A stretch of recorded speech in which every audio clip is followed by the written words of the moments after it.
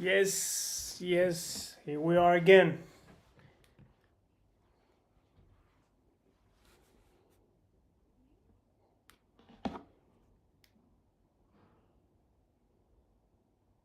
There you go. Got about one in here, never move. Gotta take this away. Bring this here, that one here, and we're live. How easy is that? How easy is that, bro? Can't believe I replaced the cameraman just like that. Can't believe. You know, one of the main reasons I've got to start doing my content every day from here just to fuck with the cameramans. Tripod, look at it, bro. Just look at it. How easy it is. You know what I'm saying? Cameraman, stay where you are, bro. Stay where you are. It's no point to fight back, because you're gonna lose.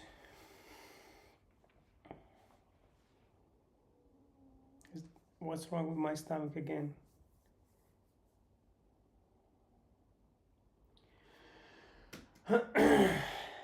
All right, so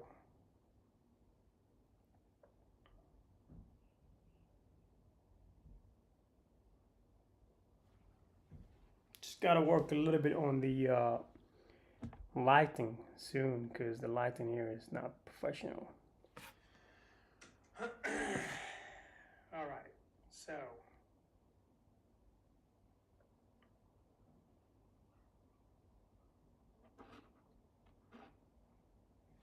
just gotta work a little bit on the lighting soon, because the lighting here is not professional.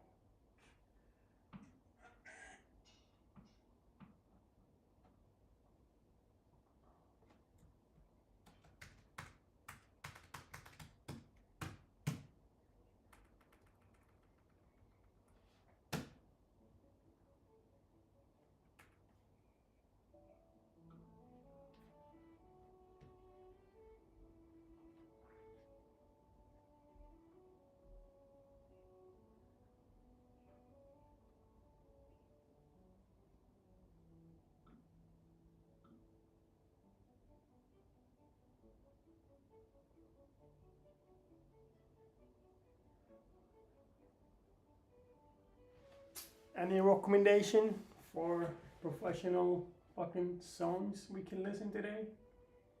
Because I'm not good with that. I'm trying to be, but yeah. Anyway, 1 second, let me just see what we can do from here.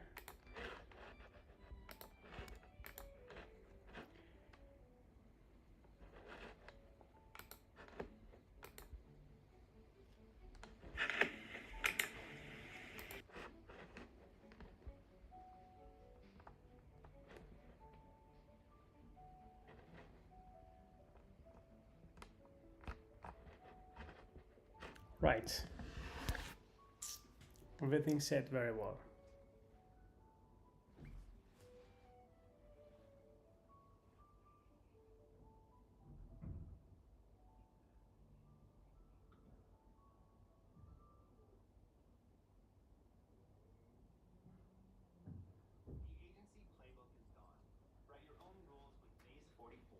The expectation's shifting.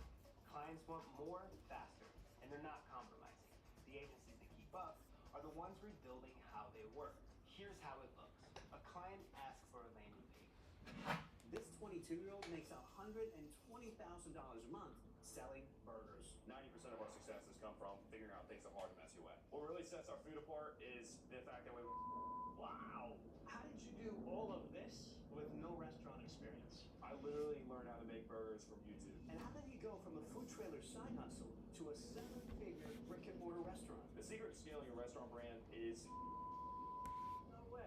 By the end of this episode, I'm going to show your viewers how I built Smashers from the food, to the numbers, to the mistakes I made along the way. And I have a simple goal for the day. Can we beat last year's numbers in terms of burgers or revenue? Let's find out. Whew, finally break time, man. Hey, what are you doing? Get back to work, man. Henry, for anybody who hasn't heard of Smashers, tell us what this place is all about. Yeah, Smashers is a burger joint focusing on perfecting simplicity. We do smash burgers, fresh cut french fries, milkshakes with hand scooped ice cream. I started a food trailer when I was 18 years old, right out of high school. Hired all my best friends. It went really well, and yeah, about a year and a half ago now, we started the restaurant. That's when business has been pretty good. That's awesome. Did you rehearse this? Because that was like phenomenal. Like he's ready to go. We did some practice, yeah. Okay, so you're like a direct competition. Again, let's do that. That's crazy. You know, they're just mainly chicken burgers and fries. We have a very simple menu. I think we have a superior product. I mean, we do smash burgers, which would be the biggest difference. We do fresh cut French fries. They're a little bit skinnier than Five Guys, but nice. Yeah. Well, can't wait to try. I'm curious, what drew you to burgers in the first place? What's the story behind that? When I was 17 years old, I couldn't tell you how to blow water, and I came across a YouTube thumbnail, and it was a picture of a smash burger, and it looked enough for me to get motivated to go to the local grocery store to get enough ingredients to make the product. I made my first burger. It wasn't half bad, and at that time, burgers were about 60% of my diet. So yeah, I wanted to perfect the main core part of my diet, and also the flex of like being able to make a good burger and fry for my friends and family really motivated me. At what point do you go from I like making burgers to like, I think people are actually going to pay me for these? Walk us through that story. Your dad's involvement. I became like hyper obsessive on trying to perfect every minute detail of part of the burger. So I was making burgers 3 to 4 times a week for about 6 months. And when I knew that it could be a business is when my friends and family started requesting me to make those burgers. My dad, you know, he likes food, and hearing him saying like when I made my first burger for him, this burger's not half bad. That was a big motivation to it. Like, my dad likes it, and he's not gonna fun it. There might be something here. How old were you when you turned this into an official business? Yeah, so once I perfected my product, I was around 17. That's when the wheels started turning. But you know, the LLC, coming up with a name and the slogan, all the fun stuff. I was about 18. And so when you got to starting the food trailer, we'll take a look at that in detail later on. You got to a point when you opened this brick and mortar, and you're hiring people twice your age. Yep. What's it like to interview people who are twice your age? Walk us through that experience. Yeah, it was pretty Crazy. funny. So when I started the food trailer, it was just people I knew off the one of my best friends, right? And it looked like we were watching an NFL game, and I would turn to them on the couch and be like, "Hey, you want to work for me this summer?" And they'd be like, "Screw Crazy. it." And then when I came over to Norfolk, which is a completely new area, I knew absolutely nobody, and I was hiring people who have quite literally more experience in the restaurant industry than I did being alive at that time. I didn't really even talk about the job description or anything. I was more nervous than them. I would just walk around the restaurant. I would just talk about where kitchen equipment would go. You know, I wouldn't talk about the job at all. After about 10 minutes of stumbling through my words, I'd be like, "So you want to work for me?" That's awesome. What's the background experience for you as far as working in other places to gain some experience? Yeah, so I only had one job growing up, just at a farm stand. But before starting a restaurant, I worked at Five Guys for 4 days. I worked a day shift. 4 days in the totality of your life at that point? Yeah. I joined it intentionally. I called it Operation Trojan Burger. So I did a day shift, a mid shift, 2 mid shifts, and then a night shift. So I was just learning their operations. And the manager I worked for there actually later became the manager of Smashers. Wait, so 4 days at Five Guys. So you leave day 4 and you take the manager with you. Yeah. I'm speechless. What do you guys think? Comment below. Good, bad, awesome strategy? Yeah, the first month, we were probably doing like 35, 40 grand months. So In the first month? Oh yeah. Tell me about this location. Why specifically here? What does it cost you to operate? Whether it's lease, purchase, share the details. Yeah, so we're in Norfolk, Virginia. I wanted to do Virginia Beach. When looking for your first restaurant, you want to make sure that's a second generation restaurant. The previous tenant to this was Fat Burger, and that was a burger concept. It's minor cosmetic work, the floor plan, just expense wise. This is an in-cap unit, which is very solid, pretty strong visibility. There's a very popular intersection. Yeah, what are you paying for it? It's almost exactly $7 grand. Whoa. Yeah. Pretty typical for Norfolk? Yeah, I think I got a pretty sweet deal. We got here before a big hotel landed right next to us. So. Okay. All right, you guys, time to make a burger. Let's do it. So the most classic, most famous one that you sell most of is just the classic smash. It's going to be our original smasher. So that's our double patty burger. We're going to butter up our brioche bun first step. The goal with butter here is you want coverage, not pooling. You don't want to drop a bun on a pool of butter. This creates a soggy, not fun experience. How long did it take you to perfect this burger, Henry? Yeah, I would say about 6 months. A lot of trial and error. You know, we have a 6-spice smasher seasoning, choosing the blend of meat, buns, you know, type of cheese. Every little detail, there's a lot of trial and error involved. So with a smash burger, you're gonna drive straight down to get that base, and then you're gonna do a little pancake after. The reason why we do parchment paper squares is so it doesn't stick to the smasher. There you go, boss. Go straight down with it. Use that strength. Yep, wiggle it around, pancake it. Too much? I think you're good. Yeah? No. That's not a smash. No, it is not. Keep going, Paul. Keep going. So a lot of people think a smash burger, you're just getting rid of all the juices. It's very foolish. It's a raw patty going onto the grill when you smash it down. There's no juices leaving.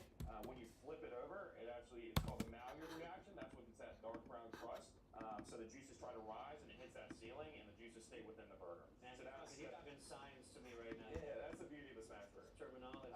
So we'll take our 6-spice smasher seasoning and we'll do 2 pumps per patty. You blend that yourself here? Yes, sir. And it's imperative that it's a dry grill. If you have bacon grease or something like that, the patties are not going to stick. If you zoom in right here, you can see some webbing. That's what we're looking for, and you're looking about like a 50-50 gray to pink ratio. That's when you know it's ready to flip. It's not timed, it's based on visual cues. Camera footage has emerged of a strange and frightening robbery at a Hampton Roads restaurant. However, he decides to not steal any money. Surprisingly, he finishes cooking the burger. So what I'll do is we have a two-handed technique right here. We'll take this one as the guider and this one as the driver, and you're gonna drive through the grill, not the patty. I can turn my hand to try to get all the meat right here. Hang on, I gotta have the right angle here. So you're gonna see like a dark brown crust, right? Ooh, yeah. Perfect. That's exactly what you're looking for. I'm like, as if I'm moving a cow here. Yeah. Deep, deep, deep. Yeah. Perfect. Beautiful. Take our cheese. American cheese because I'm a patriot. Now, on a regular line, you're cranking these out. What would it take to make a smash burger? Minute-wise, second-wise? Yeah, we look for like an average of a 3 to 4 minute ticket time. Per burger? Yeah. Like a Or lot. ticket. So burger and fry. Oh, gotcha. Okay. Right here, so we can dress it up. Is that special house sauce? Yep, that's our smasher sauce. I'd have to kill you, Paul, if I told you. We'll do some grilled You onions. got the lid? You got some onions? Does that go in, like, whether I want it or not? That's part of the classic. No, so they come with just cheese. I'm just making it how people usually like it. Okay. And then you dress it your own. Let's roll. Let's throw some bacon in there. Yeah, man. Let's do tomato. We'll do 2 slices of bacon. All right, now the cheese is melted. We'll double stack it. Original swinging. It's the language right here. Doing a roundabout dance here, go. So this is out of order. Typically we do sauces first, but since Paul's here, we're gonna do it special for him. That looks beautiful. Yeah. I can't wait to bite in. All right, how much are we charging for this beauty? Yeah, for the original, we're gonna do $10.99. For a single, we'll do $8.99, and for a triple, we'll do $13.99. All right, now the cheese is melted. No, that's all I part. So we do a making a meal. So you get a burger, fry, and a drink. You're looking at about $16, $17. When somebody's building a menu, what kind of profit margin should they be shooting for when it comes to a burger like this? Before toppings, you don't want that to be stretching above 25%. You don't want your cost of goods sold to reach above 30%. And then as far as the items on the menu, Henry, what tends to have higher margins? Yeah. And lower margins. So fries and drinks are where we make majority of our profits. So fries are just potato, a little bit of salt and pepper, and some beef tallow. I mean, you're a tallow guy.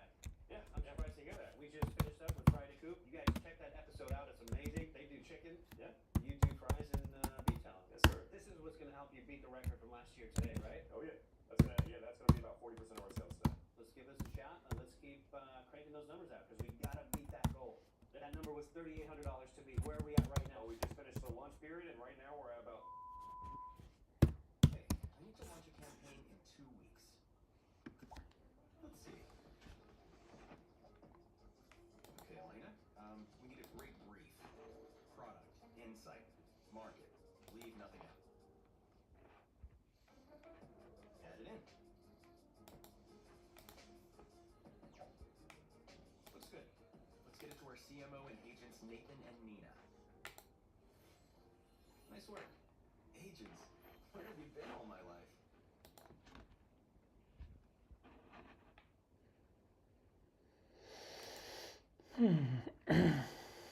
I dare you to let me build you a completely free e-commerce store, preloaded with 20 handpicked products that are trending all over the world. I dare you to leave me All alone. right, you guys, taking a bite. This is the classic double smash from Smashers. I'm gonna go all in.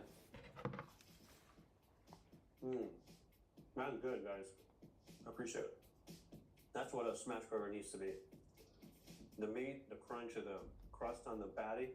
I love this, the house sauce too. I appreciate it. Yeah. I would have eaten the whole thing, but the camera guy said leave something as we keep rolling. Fair enough. That was freaking good. I appreciate it. Thank you, man. You're bringing in 120 grand a month. Help our audience understand the different revenue streams from the business. So about 75% is people who come into the restaurant, and then the other 25% is online ordering through our own platform. So that's our website and our app, and then DoorDash, Uber Eats, and Grubhub. I mean, a lot of people hear 120 and they think, man, that's a crazy good sounding number. Yeah. But what actually comes out of that number that then gets you to your true net? Yeah, that's What's definitely the big expenses? not even close to what's going in my pocket.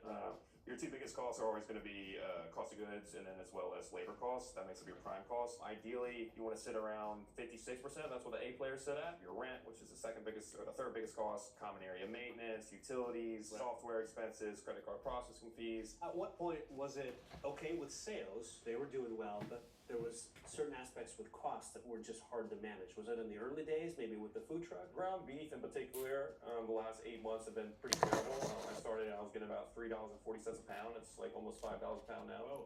In this operation in particular, it's been much easier to maintain just because there's a glass ceiling in the restaurant industry. So once you break through that fixed operational expenses, the profits are disproportionate. So let's say your glass ceiling is at $50,000. You do $60,000 in a month. You might make, $7 grand because it's still not sheer profit. What are you saying, guys? Does anybody want to leave any message today? Right, so your profits become increasingly more disproportionate once you break through that glass ceiling.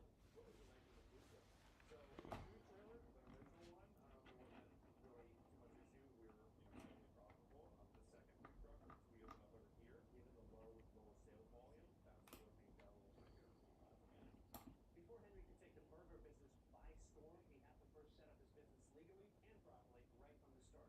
And that's where Busy comes in. Right, nice one. Here we are again now.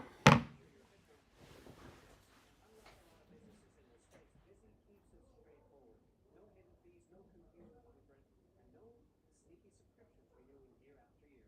Just clear, upfront pricing, and you only pay for what you need when you need it. Busy also gives you a professional service access with digital nail scanning, helping you stay organized and with legit from day one. Bottom line, starting a business is exciting enough without having to be buried in the paperwork. So let Busy handle the boring stuff so that you can focus on the fun stuff. Click the link in the description and start your business with Busy today. Cool. Let's check in on the numbers to see how we're doing. Where are we at right now? Yeah, we're currently at Who's watching, guys? Come on. I've seen a few of you watching me. Don't be silent then. about to finish up lunch rush here in about an hour or so. Nice. Let's check in later and see how we're doing to beat our $3,800 goal. All right. Let's talk about startup costs. Where did the money come from? How did you spend it? Where did you get it as well? So originally I started with a $40,000 personal loan with a 0% interest rate from my parents. Obviously that's not accessible to the majority of people, so I'm incredibly fortunate for them. I was able to pay that off after the second summer of running the food truck, and then after about 4 summers of running it, did start the restaurant, and all in it came out to about 550 grand. That money came from another personal loan after I paid them off, so I just reborrowed that pretty much times two, $79,000. Remaining food trailer profits, and then as well as we negotiated TIA, which is tenant improvement allowance, into the lease, so that came out to about 38 grand. And I also spent money on a lot of budget equipment in the beginning. So All right. Give us an idea on what your payroll looks like today. it's typically in the range of 9 grand to 11 grand, depending on the season.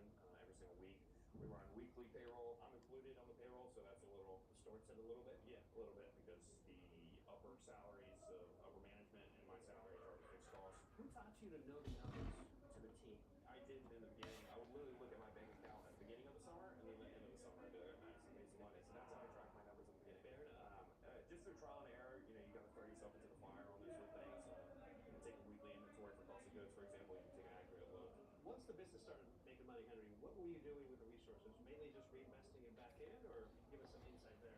Yeah, it was mostly upgrading my equipment. There's umbrellas outside, actually, is a good story. So I bought 3 sets before coughing up the money to get Too Cheap, the brand is called, that has a stainless steel rod. The first 3 sets, the wind just broke them in half.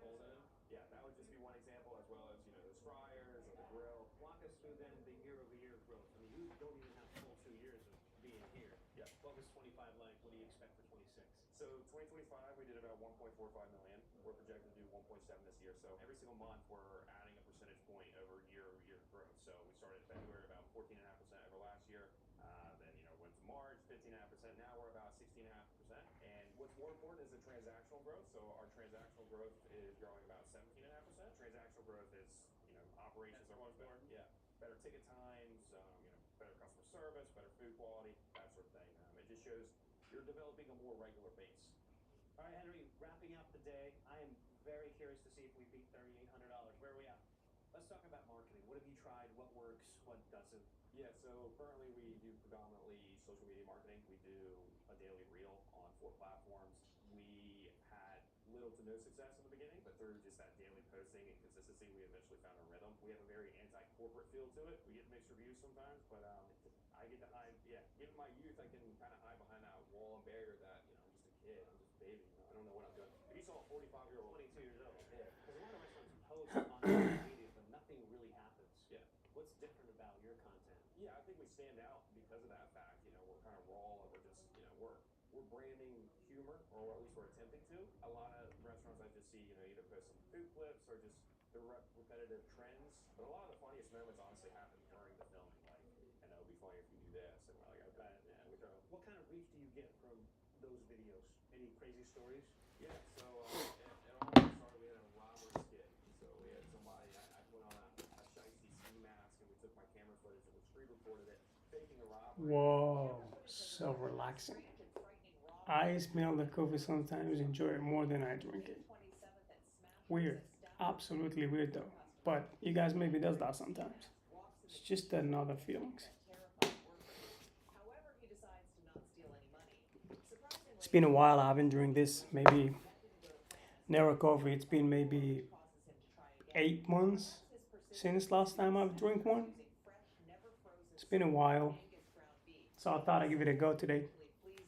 Tastes very nice. I loved it, but I want able to have once every day to reflect on me like really bad, like So I try to be away from caffeine as much as I can nowadays. Trying to build a lot of muscles before the winter show up. Because you know how it goes in winter, you're gonna be lazy if you don't develop the resistance from now, where you have the chance to do it. Rather than winter coming up, you know how it's gonna sound dark, raining, you just want to sleep, laying down in the bed. I'm not that person. I develop it from now. So winter, I'll be jump, body alarm in a minute. Get the shower, hit the gym. I'm obsessed with the gym, guys. Couldn't figure out why, but you can't ask for positive things, you know what I mean? So 5 days a week is not too much anyway. Looking forward to see winter. Super excited. Very excited. As I grew up in Sweden, we love to see snow. We love to see the coldest. We was looking forward to see it, even if it's there every day. We have no other choice. We adapt to it. So, yeah, it is what it is. At the minute, I'm streaming from here now, from the desktop. But as soon as possible, I'll be find the right team. They say don't talk about next move and next actions, but something would be nice. That's it.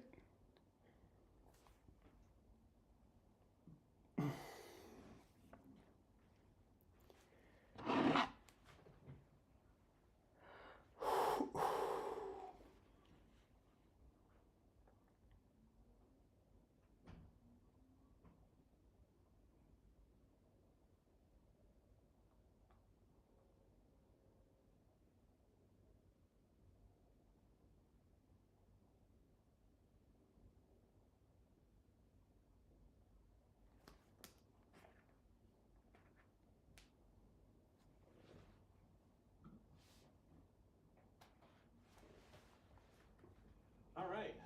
Now I know you wanted to show me something, and we're standing at an abandoned building or boarded up building. So what's the deal here? Yeah, so this is a second generation Wendy's. If you're looking for a second location, unless somebody else is funding it for you, second generation is pretty much the only route. This is a standalone building. It's a ground lease situation. What do you look for when you're scouting for new locations, Henry?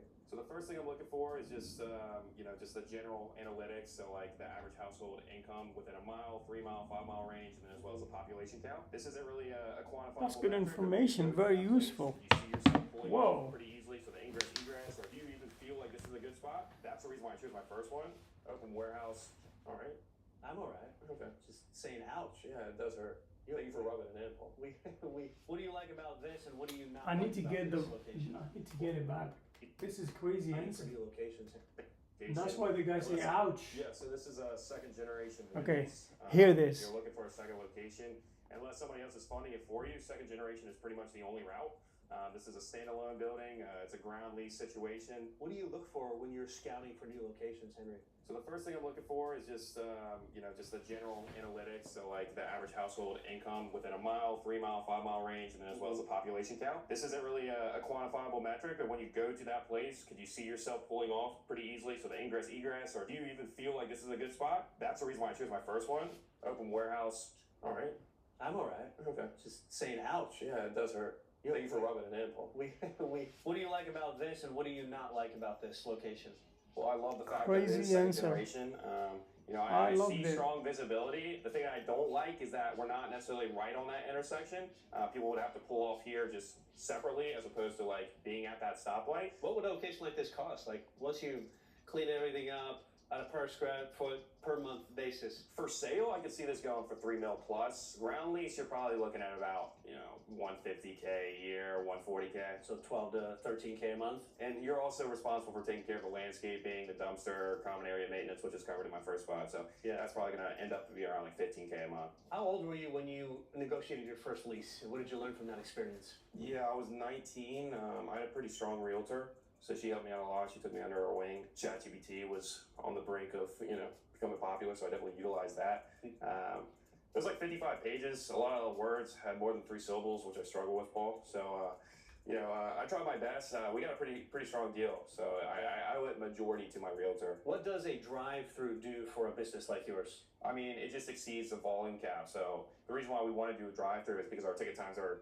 about like a 4 to 5 minute average. In 2025, it was probably about a 9-minute average. So we're believing that we can do it. What that does to your bottom line is immense. That's what I'm interested in. And I believe I can maintain the same quality customer service while utilizing the drive-thru. It's also a challenge, which excites me. When did you realize that you wanted Smashers to be more than just one restaurant? I mean, immediately. I didn't start the business with aspirations to stay at one location. I want to build something great. I want to like step back in 10 years and be like, oh God, like we did that. You want to be the Dave's Hot Chicken story. I want to be more than Dave's Hot Chicken. More than Dave. Wow. So I want to be a Titan. On you. Yeah, like I like Chick-fil-A, In-N-Out, those sort of brands that are a staple. They're titans in the restaurant industry. I admire them a lot, and I would love to mirror that. Well, Henry, you've shown me and our audience all the behind the scenes of Smashers, so we greatly appreciate that. Why don't we head back to the shop and see what we're doing on sales? Sounds great. Let us know where we're at. Day's wrapping up. Did we beat $3,800? Where do you think we're at? Nervous? I'm pretty confident now. I'm pretty confident. I think we'll hit $5 grand today. I really do. All right, let's check it out. All right, Henry. Today we put Smashers to the test earlier on to see if you could beat last year's numbers, same day, today. That number was $3,800 to beat. Where are we at right now? Well, we just finished the lunch period, and right now we're at about $2,100. Okay, the day's not over. We still have what? Dinner. 6 hours left. Dinner's coming up. Yeah, we got about 6 hours left, and I'm confident. Keep watching. We'll find out where we're at later on. All right, you guys, we're here at Restaurant Depot just to show that if you're getting started with a car, with a food truck, this place has everything you need to get started. Tell us a little bit about how it was for you and where you actually source ingredients today.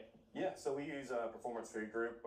There's typically 3 businesses that source, distribute PFG, Cisco, or Whole Foods, US Whole Foods. In the beginning, when I had the food trailer, this is where I would shop. We didn't have enough volume for a distributor to sign up with us, so we had to use Restaurant Depot. Yeah, awesome. How often would you visit Restaurant Depot back then, and how much would you spend on each run? Yeah, it'd be about 2 times a week. I mean, we were open 5 days a week in the beginning, and I'd probably spend about around $800 each trip. Okay. Yeah. You mind getting in there and showing our audience kind of what you would select and why and why not? Let's do it. Cool.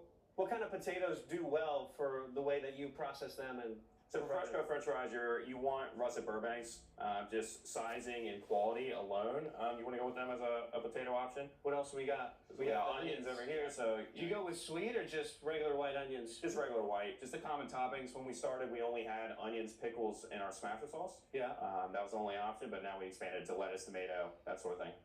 All right, Smashers, where are we getting your beef? Talk to us about the importance of how you source your beef. Yeah, so we use PFG. They sell certified Angus ground beef. What the difference is there's certain qualifications for the ground beef to be processed in terms of marbling for them to send it out. So we're getting a higher quality cow.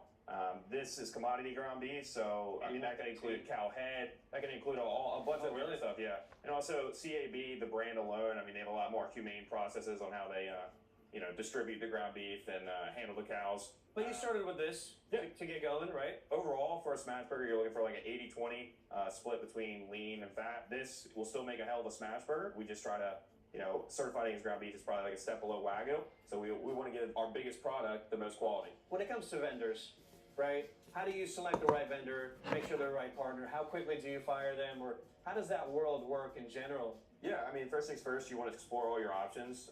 You know, we're quality first, so we want to look at, we're very brand specific with the products we decide to use. So, you know, what distributor has the best products for our menu. If you're ignorant and you don't explore your options, they will oftentimes take advantage of that. It's important to have strong relationships in this business, but if they can get an extra percentage point on your top line on food costs, they will. You know, they have mouths to feed, and they will definitely take advantage of that. So, And you're working with a rep, obviously, right? Correct. So you have a good relationship with him or her. I love Brian, shout out Brian, but you know, at the end of the day, he has mouths to feed, and if he's going to charge me a product without me knowing, he probably will. No offense, Brian. Yeah. Hey, we're here to talk the truth. Yeah. So this bread looks like exactly what you're using, Henry. Yep. Even though you don't source it from here at this point. Yeah, yeah. So they also distribute to Restaurant Depot. We bought that at the beginning. That's how we found out about this kind of bread. But it's distributed by H&S Bakery, a local brand, fresh never frozen brioche buns, which is very important for us. Nice. And then how important is it to go back to the 1%, 2% difference when it comes to the bottom line on food costs and how it varies? Yeah. That could be a significant number in general, right? Right. So I mean, play it out. So let's say you're doing $1 million a year, and 1%, that's 10 grand. That's 10 grand, right? So, and that's straight to your bottom line, right? That you're missing. And with the restaurant industry having razor thin margins, if you're not controlling your costs, then you might not be making money. What's your tip on pushing back with suppliers? When the right time to do that? When the wrong time is, and so forth? You develop a lot of leverage with buying power. So, like if I had 8 locations, for example, and I threatened to switch my distribution, you know, who I buy from, they will accommodate. You know, you want to push back as much as possible, but you got to know the cards that you're handed. So like, you can't like get upset if you can't, you know, get the cheapest price like what Wendy's is getting.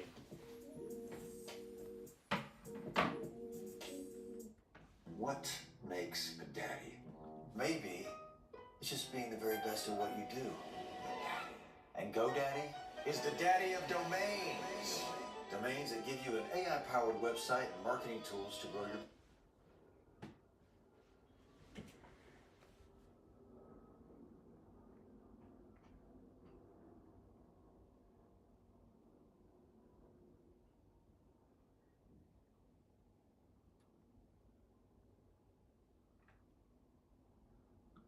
His name to 5 home service businesses.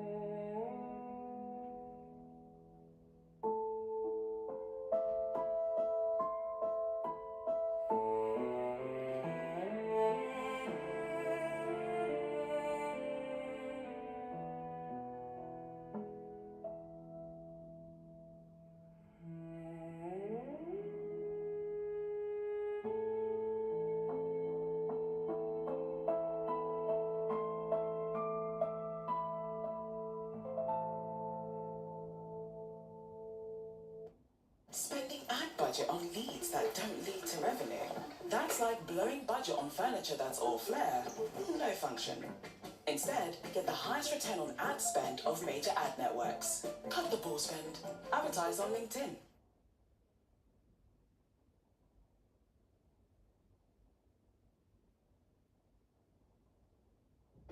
Whoa. What's that? I just built a budgeting app in Base 44. Guys, Nina just built an app. Impossible. Nina can't code. Interesting. Can it generate reports? It can now. So you're saying we can all build apps now? Yeah. I'm on lunch. I gotta make a call. I'll be in my office. Just built an inventory tracker. Protein calculator. What's there at? A workflow manager that's Tracks who still owe us for the group lunch. trash duty scheduling. Since no one seems to care. You guys built a I just performance created a goal manager. tracking system. We built the same thing, didn't we? Yep. Can this thing manage content? Is this not your I want to animate this graph. Create a party player. Profesor de español. An inter-office dating app. For dogs. For office dogs. You know what I mean?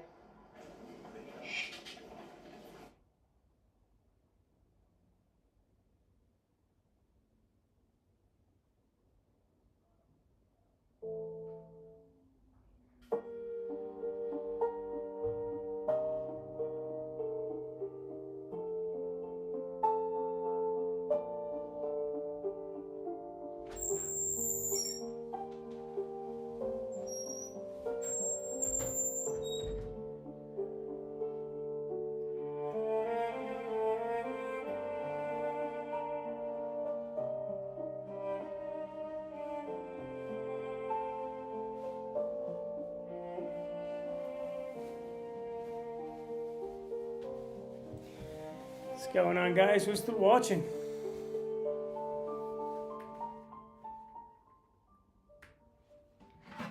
I left without saying anything, but now I'm back. So you know.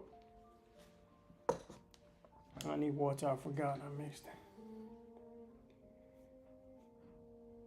The dopamine's crawling. It hit me right now.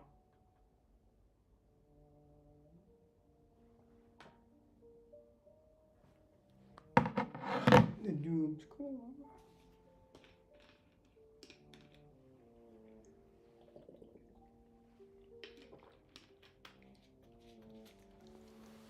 Shall we get more stories?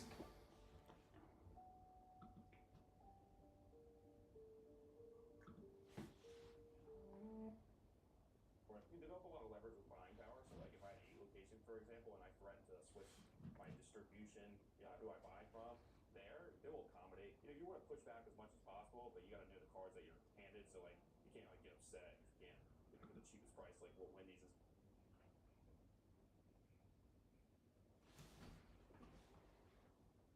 This Seattle entrepreneur makes $40,000 a month selling hot dogs.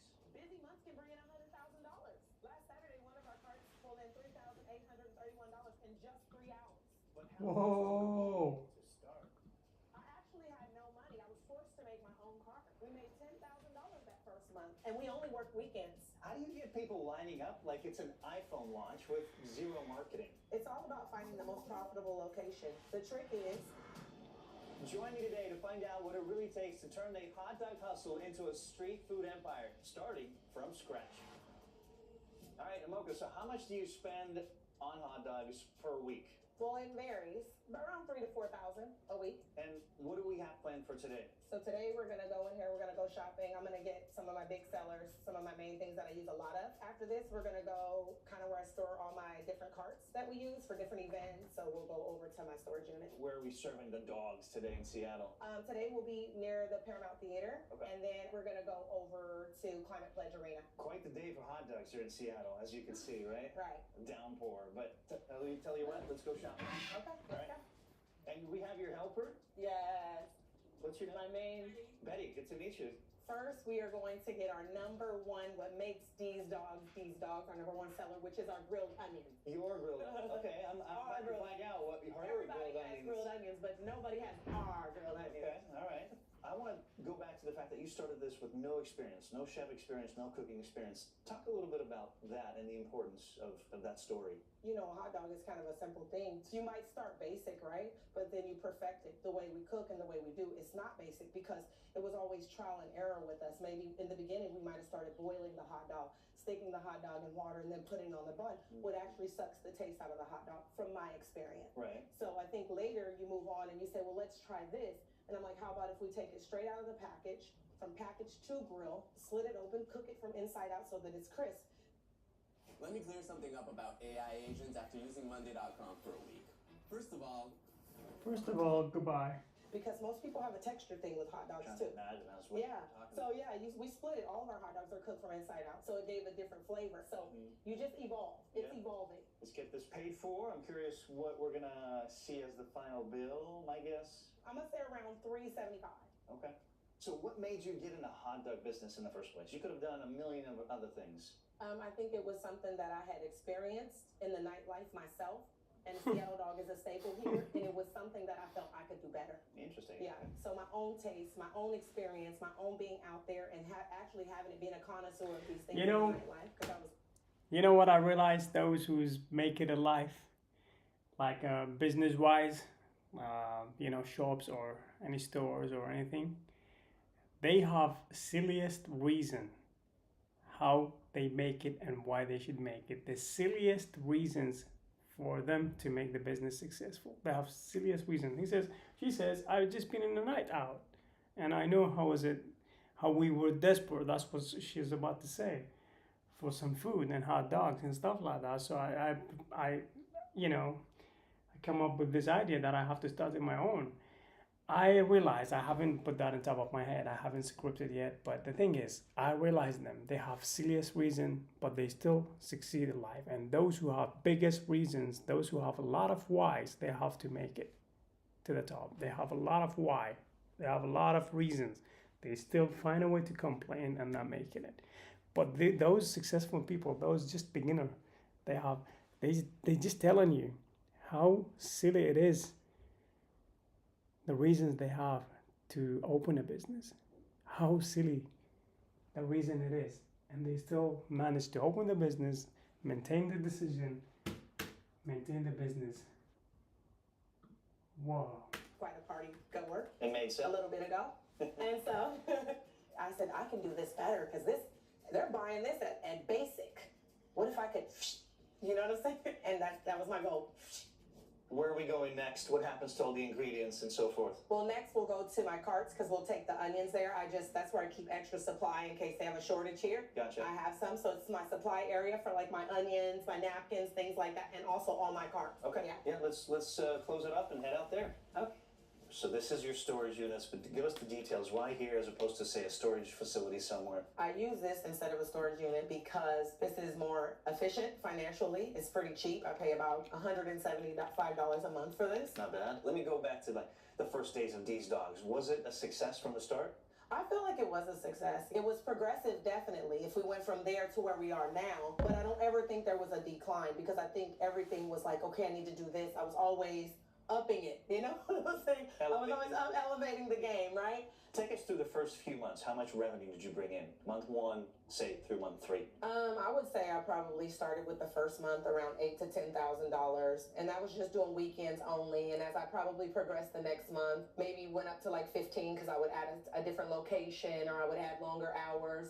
You know, I would meet the needs of the customers, so I was able to see that and just graduate. I graduated pretty rapidly though. Wow. And then probably by like the 3rd or 4th month, I was at 20,000 easily because I ended up purchasing another cart like right away. Yep. How much of that was profit and how much went to expenses? Say the $10,000 a month. If we did 10,000, I'm gonna say maybe 7,500 would be profit. That's amazing. And 2,500 would go between supplies and paying my workers. So your hot dog premium price, what is that price? $11. $11. We charge 11, but it comes with everything. Even if you add the good stuff or you don't add the good stuff, it's 11 across the board. Was there a turning point for These Dogs when you realized, man, this is gonna take off? Can you share the story a little bit?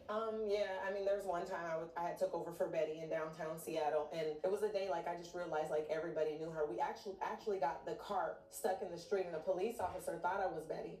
and he came up like, Betty, do you need some help? And he literally parked his car in the street and helped me get the hot dog cart onto the side of the street. And I was like, no, I'm not Betty, I'm the owner. Betty's taking a day off. Everybody's always want to make sure she's coming back. And then during my day of working there, people were like, is she coming back? Is she sick? Is she okay? And I just knew like we had something as far as like the customer service goes. Like I knew that was like such a big thing when everybody in the city knows you. And there are lots of other people around, but for us to be known and for people to actually care about us, that was the moment that I decided I would build my business around customer service. Because then that's when I realized that people don't want to come run out in the street to help you just because of your hot dog. People were coming out because they know who you are as a person and that you care about them when they do come shop with you. All right, so different shop, different carts. This begs the question. Talk to us about the carts. And I see one is smaller, the other one's bigger. Can you just explain to us the cart dynamics a little bit? Well, you know, we started doing a lot of wedding events, and we even did like some memorial services. Investing can be. I'm in love with these stories. Thanks for the guys who make it evidential. Thanks for the content creator actually kept up with this. This is You choose where so to lovely. cast. You follow the ebbs and. This is so nice. We've done a lot of rooftop parties, corporate parties, you know, like at Block 41 and stuff. So we wanted She's to good get a something more storyteller black. anyway. We have a black umbrella for this. This expands out, so it was more classier once you put it together.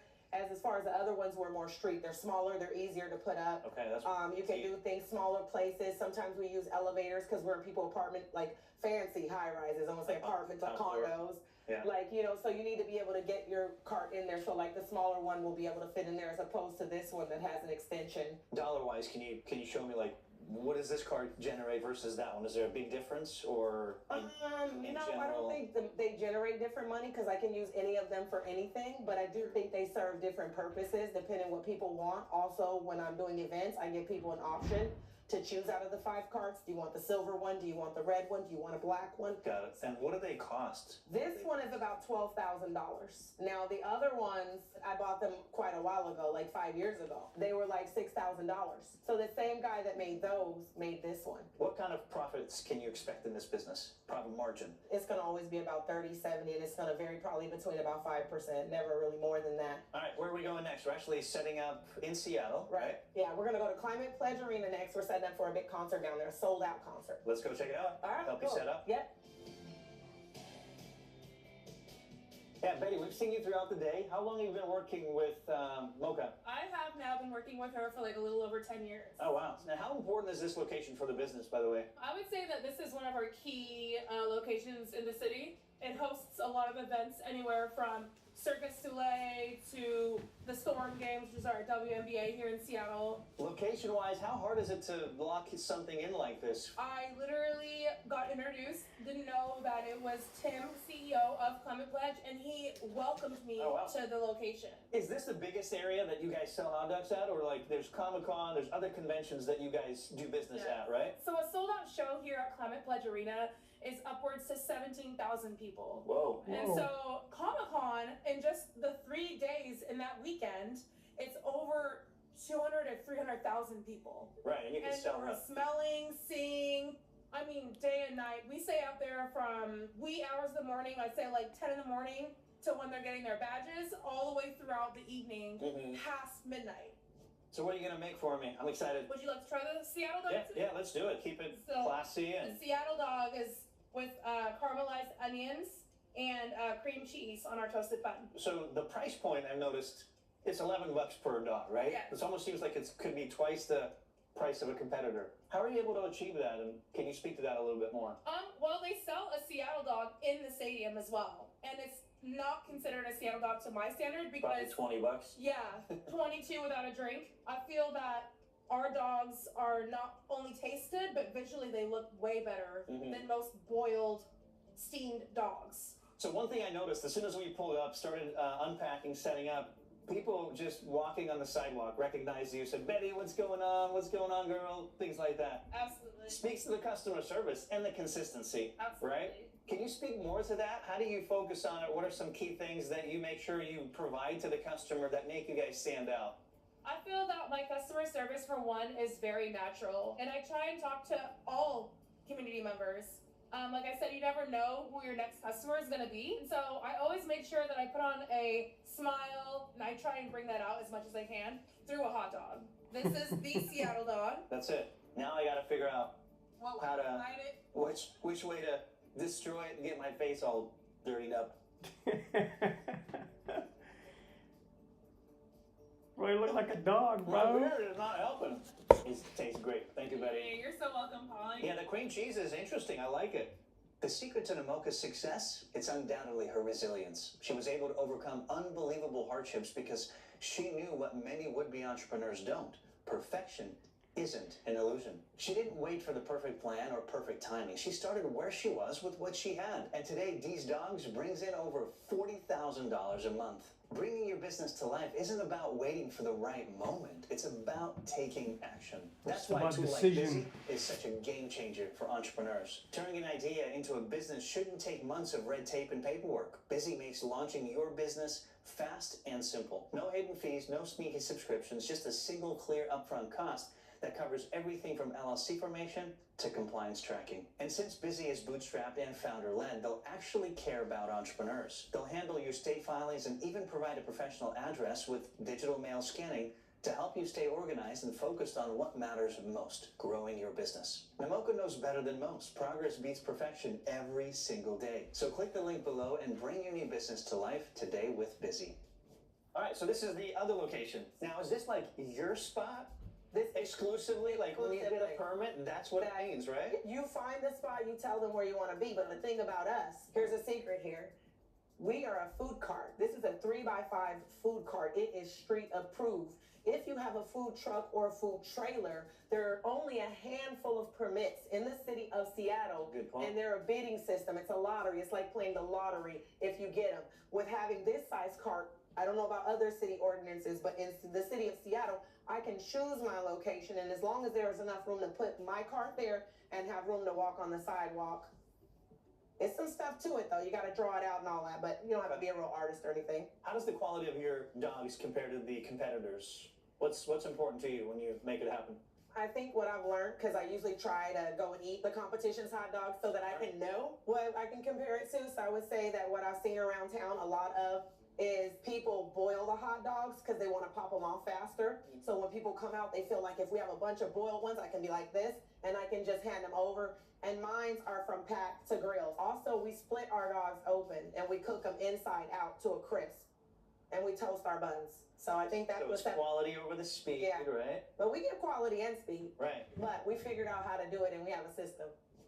All right, blitz time with Mocha. Period.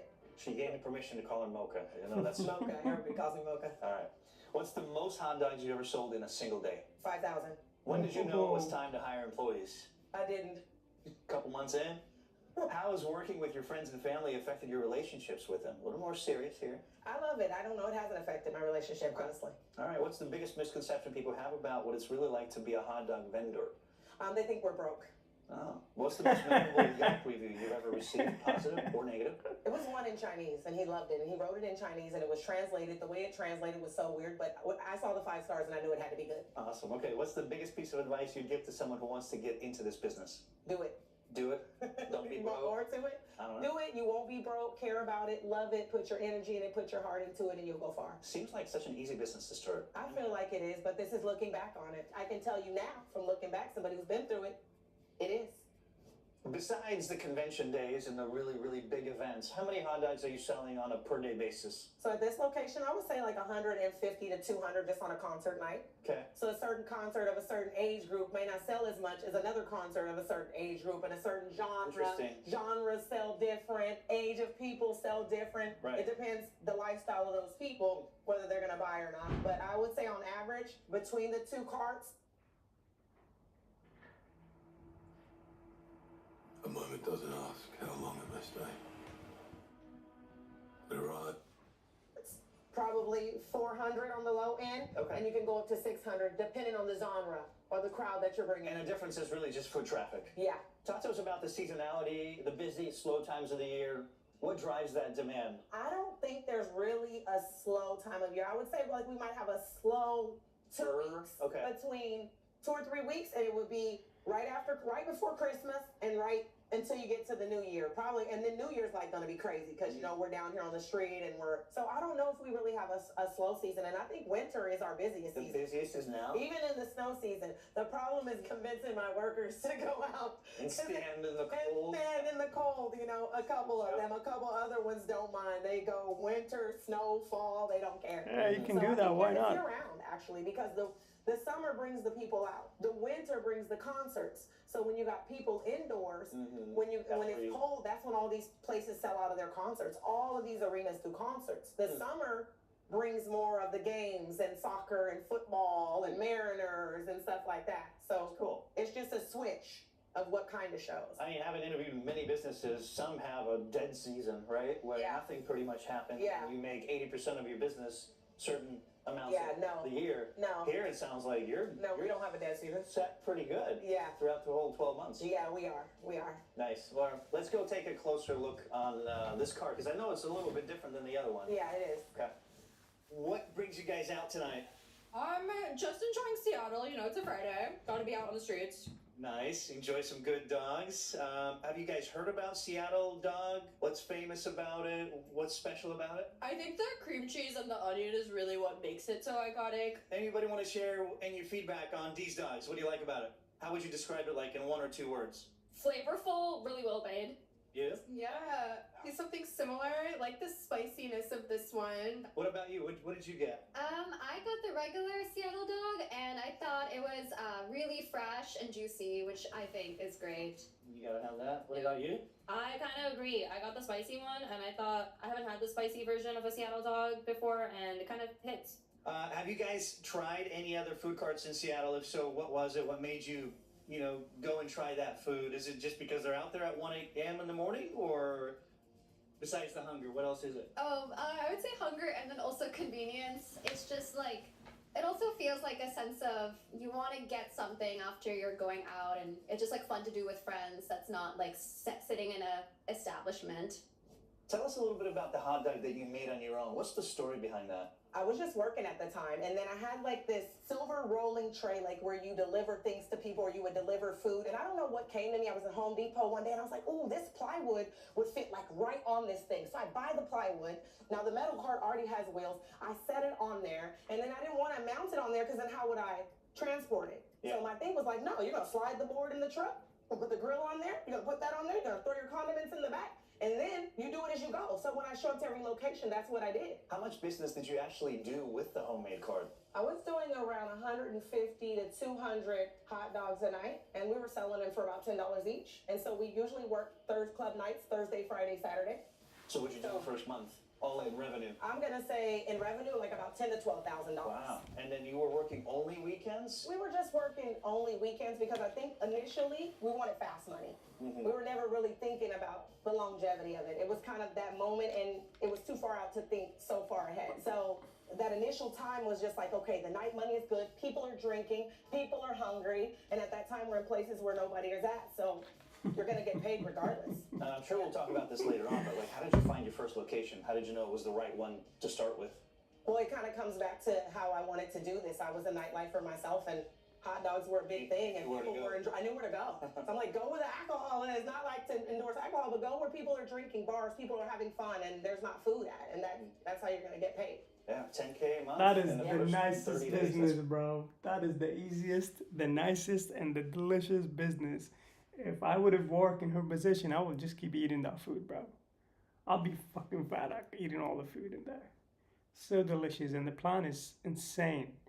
How she wrote it down, the strategy, and it looks like she fit for it. She know what to do, and good for her, bro. We need more people like that. Those who are brave enough to start a business and hire other people who actually don't know how to start a business. So back to the story, you need people to tell you what to do, like these guys. So this is a crazy business ideas I've seen now. I gotta ask, like, where did you learn to do all of this? Did you grow up in a business-minded family? What was your upbringing like? Can you share with us a little bit about that? I grew up, it was me, my mom and dad, 5 siblings. We didn't have a lot. My mom was a stay-at-home mom. She lived on state money. My dad was like a little street hustler, bring home a little something every now and then. So I think you just learn how to like survive and hustle. And especially as I got into high school, like my parents just were really like off the rocker. You know, they were great parents, a little bit neglectful, but they were good parents as far as they were there, right? But as far as the money needs, they would blow money and do different things. So at that point, I had to kind of learn how to hustle. And so my hustle, I would find people with a lot of kids. I would go babysit. I delivered newspapers. I would like sell clothes, use clothing.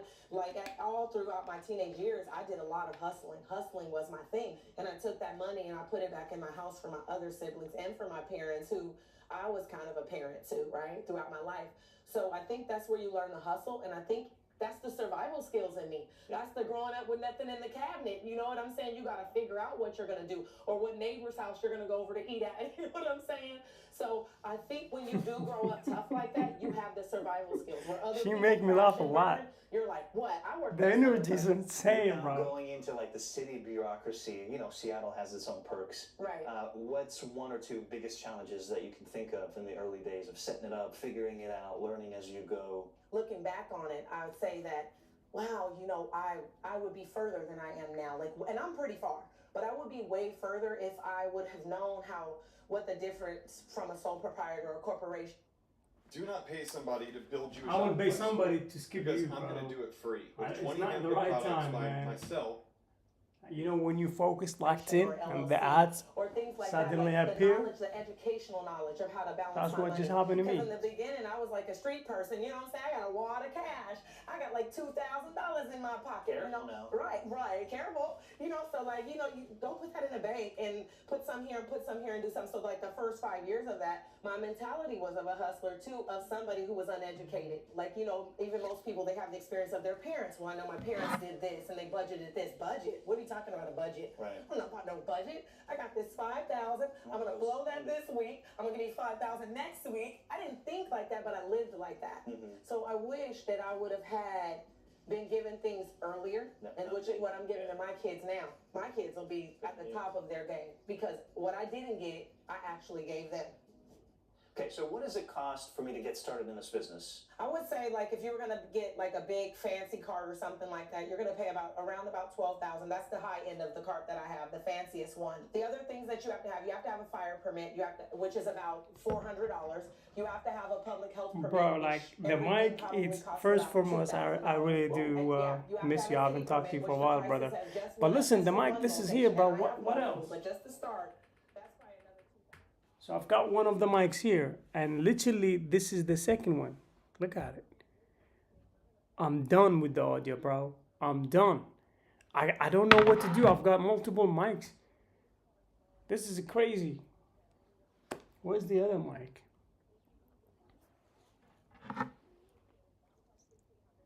Is it getting any better now?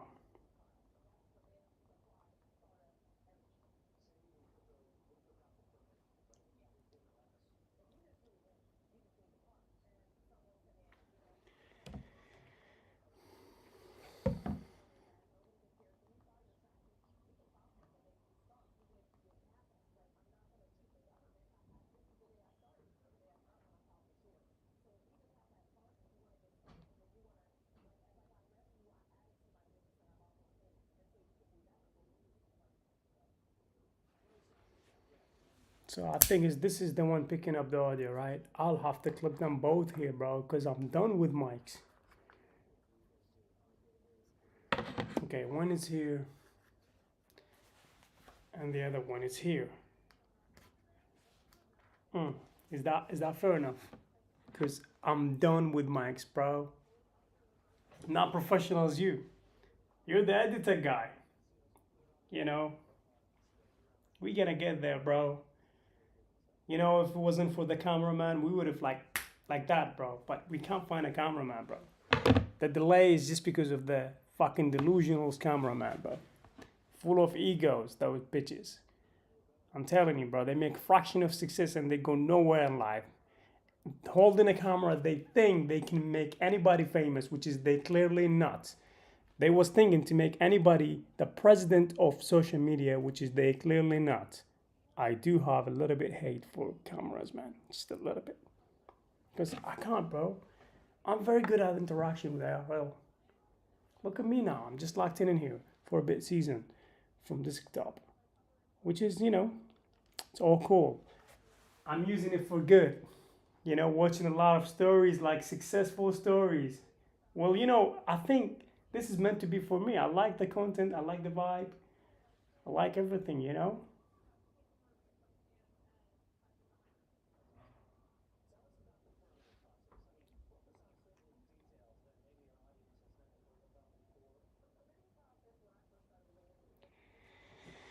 Thank you, bro. Appreciate it. Don't worry, we'll smash it one day.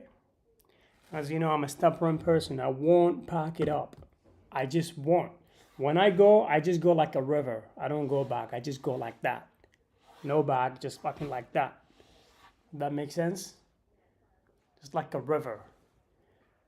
No matter what is it, the water will, you know, clear it out and, you know, keep moving. So, just like a water, bro.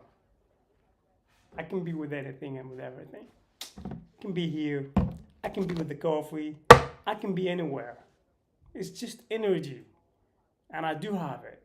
It does minimize a little bit after my back injury, but that won't harm me to do more in life. Because guess what? Consistency beats everything. I build tiny muscles every day rather than nothing. And I will build a lot of muscles than anybody so far. That's the hunger that I have for muscles. I just want to see all the muscles that God gave me.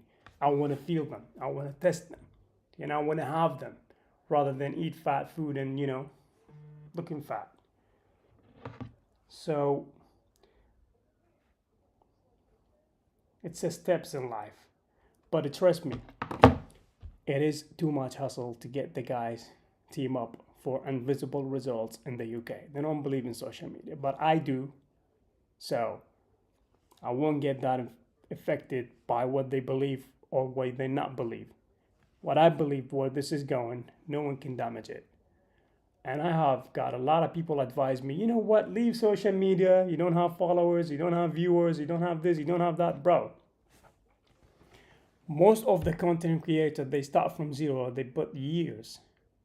They literally put 4 years, 5 years. I've been doing it 1.5 years. Come on, think about it.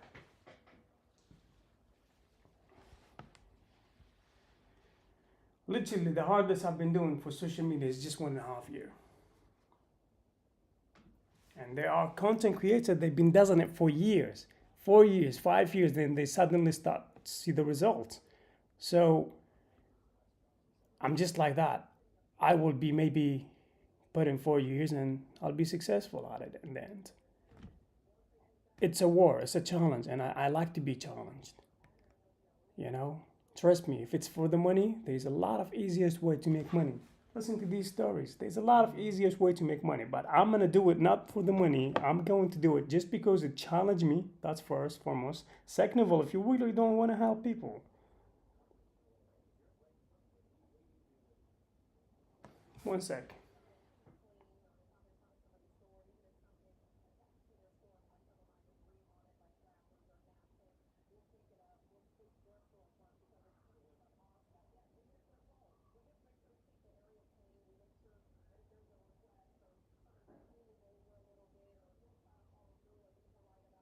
Bro, what are you saying to me?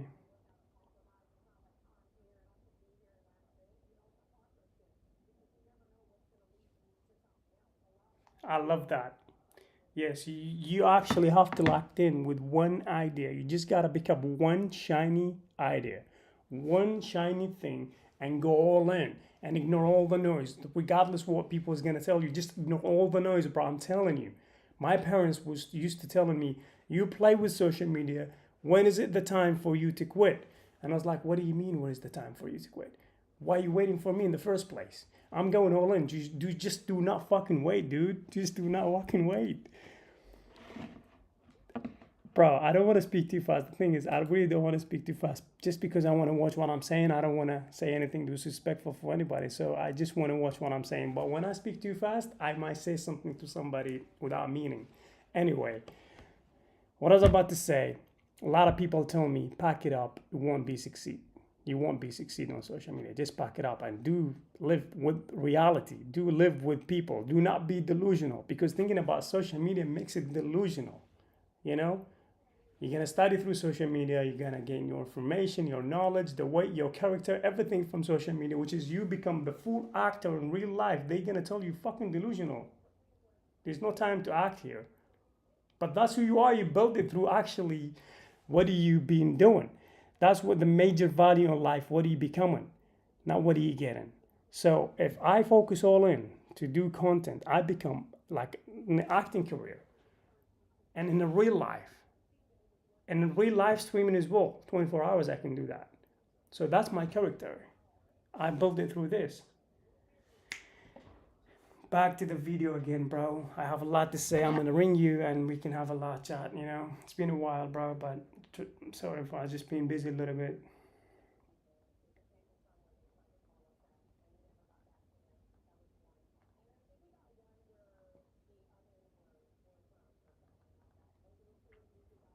Yep. We do what we gotta do in this life, you know. We do what we gotta do in this life. We do what we gotta do in this life, period. Not for the money, not for what we take, just for the game. We fall in love for the game. We fall in love for the process. We fall in love for the challenge that we're in. We just fall in love for things that we only see it. No one else see it. So we just fall in love with things. People, they want to see the clear idea, which is no one can see the clear idea, not even me. I don't know what I'm doing next month. No one knows where this is going in life. No one knows no one knows what actually your plans is. Not even yourself. They could be changed next week. So we never know where you're going. But we just fall in love, basically. And we never pack it up. That's it.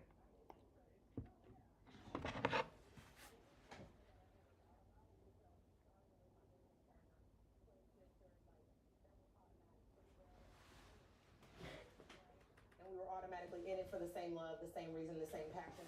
So, you know, she works for me actually. She's not like partner, but I treat her like a partner, right? Yeah. And so I think that works out well because she has the same core values as me and she thinks a lot like me because we've worked around each other for so long. But as I started to add family, as the business started, you know, whatever you're trying to do in life at the start, whatever you're really trying to do, if you're not doing it for 1,000 times, once you do it 1,000 times and you still see no results, then it's not maybe for you. Then you can sit and question yourself. Then maybe you can hesitate. Then maybe you can break and you can go miserable. But when you do it 1,000 times, below that, you never know. But 1,000 times, realistically, you should have made it. So I haven't reached to 1,000 times. And I will reach to 1,000 times and then I'll sit and question myself. But before I think about 1,000 times, I have to just go all in. So when I reach to 1,000 times, I will not question myself enough. I will just say I have did all my best. Let's see what next. Period. To grow and I started to add family. There were issues in the beginning. There were issues with people thinking they could be like, you know what, I can't come today because, you know, I just don't feel good. I just want to have a beverage. I don't know. You know, they just simple reasons they will call in or come late or whatever. And I think after you get the feel of people and meeting them where they're at, you have to, especially with this business, because people, for some reason, they do not take this as seriously as a business they go clock into. What's your advice to those who are considering hiring a friend or a family member?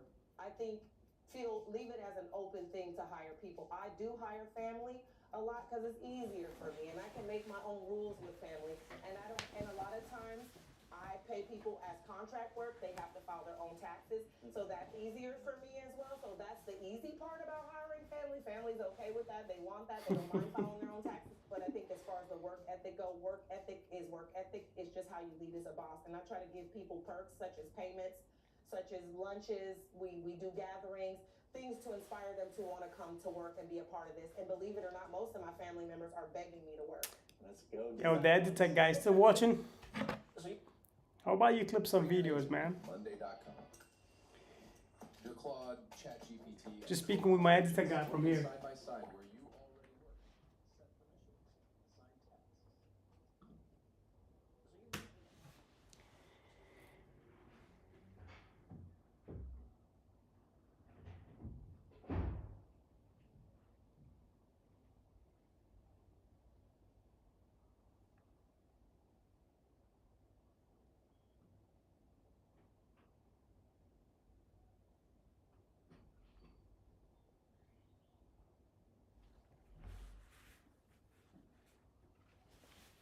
what I discovered, the sad things that I really discovered, which is a bit while ago, that the algorithm is very exposed in the UK. It's very controlled. Could be for good, could be for bad. I just don't know, but it's obviously for bad for me.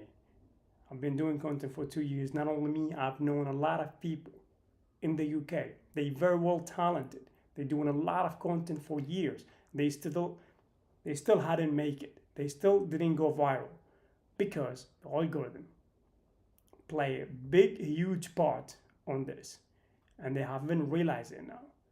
If you don't consume a lot of fucking time on the content, if you don't consume a lot of time on the content, the algorithm will mess with you and you will go nowhere. Think of it like this. I have said this theory that if you do upload 3 videos a day, that 3 minutes in a day, through 360 days, that would be 18 hours. So 18 hours, logically thinking, these guys, they stream 18 hours in a day. So they played the whole year of you in 1 day. So they're gonna make it. I came to this conclusion because I've been doing content for 2 years and I've got nowhere. And I'm not mad because it's not about the time that I'm putting in. It's all about all in, life or death. I'm not holding back. Pretty soon you will see me waving from the top because it's life or death. You know, you can see me dead on the side or waving from the top. Anyway, I was about to say, if you do not do long hours of content, like a very long hours, the algorithm will limit you, will literally limit you. You don't need that. Either you go all in or you just take it as a hobby. Upload once in a while. So, let me clip this video very quick before I forgot.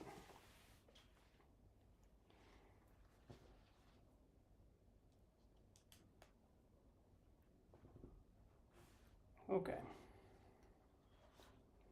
Well, not before I forgot, before I just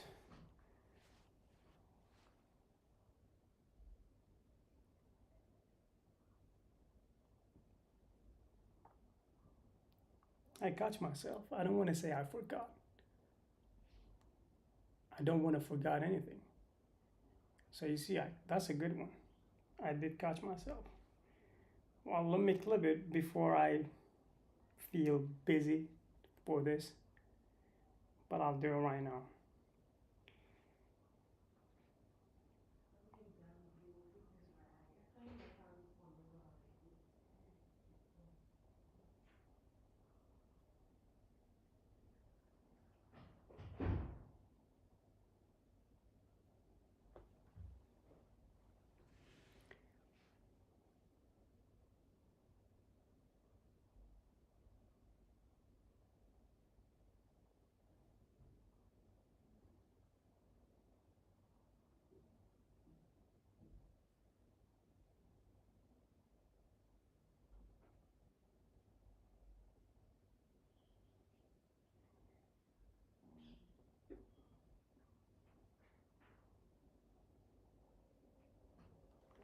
Stomach, can you relax? Thank you.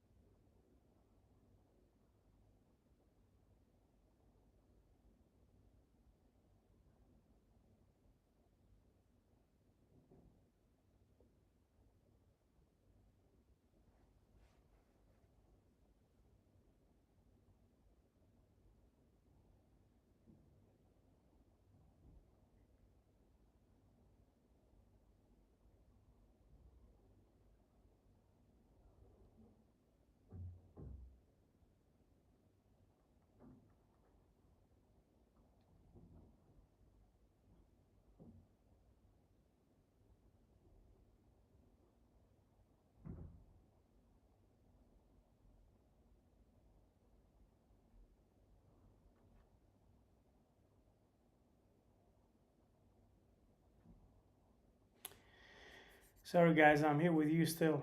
If you want to leave me any question, anything, feel free to ask.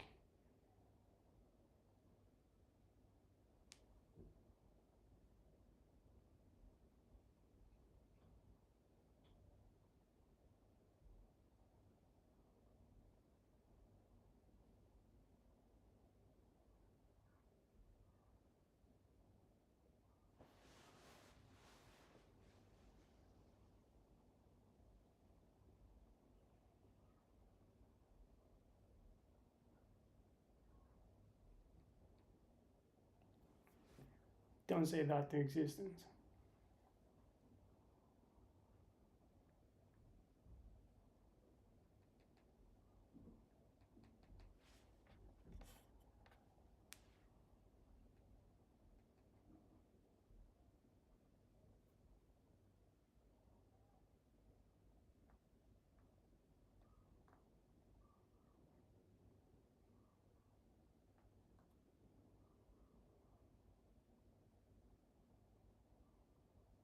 Boom. The video has been clipped just in a second. That's the best part of live streaming. You can get videos, endless videos. You can get a lot of clips. That's how you're gonna beat the algorithm. Period, bro. The algorithm's so exposed, you need to smash it. You need to kill it. By uploading a lot of video, it doesn't matter what it sounds. One video is gonna hit viral. That's it. You take only one video. That's all it takes. They will not watch every video of yourself. Only one video to hit viral. That's all it takes. And they won't understand you from one video. Is that clear? So just go all in till the video hit viral. Then be yourself. So you so far Mr. Nobody if you work 5 days a week. You don't own yourself. Somebody owns you. So that's the reality. You know, I know when we brought this up, I don't feel comfortable. When I brought it up, I don't feel comfortable. And I don't think anybody want to hear that he's doing something wrong. Obviously, 5 days a week, it's very wrong. And 10 hours a day, that is fucking wrong. So how are you going to beat that? By get over yourself. Because you're not actually yourself. 5 days a week, you're not yourself. So when you want to do content, just be acting that you're not yourself. You know, I believe if there's a boss watching you, tell you to do content 10 hours a day, I believe you're gonna kill it. Just like as the way you did in your work. But for yourself, you won't go viral. It takes you a lot of self-awareness that you're not yourself first. You need to get over yourself. That's first and foremost. Second of all, you just have to be, I don't know, bro.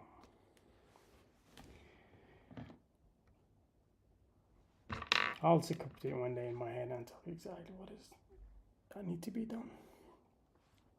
Oh, I know. Let me just upload the video before it's too late.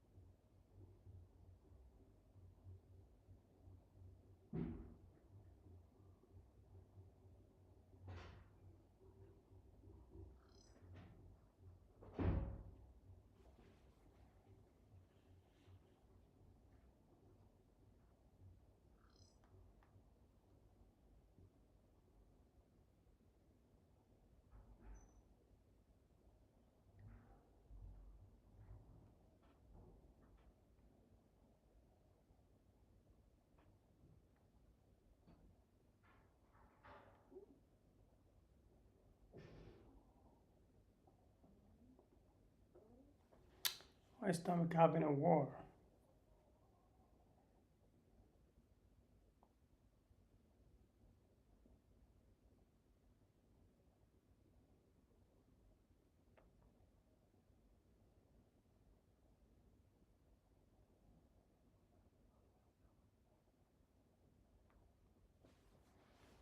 I'm just editing one video now very quick.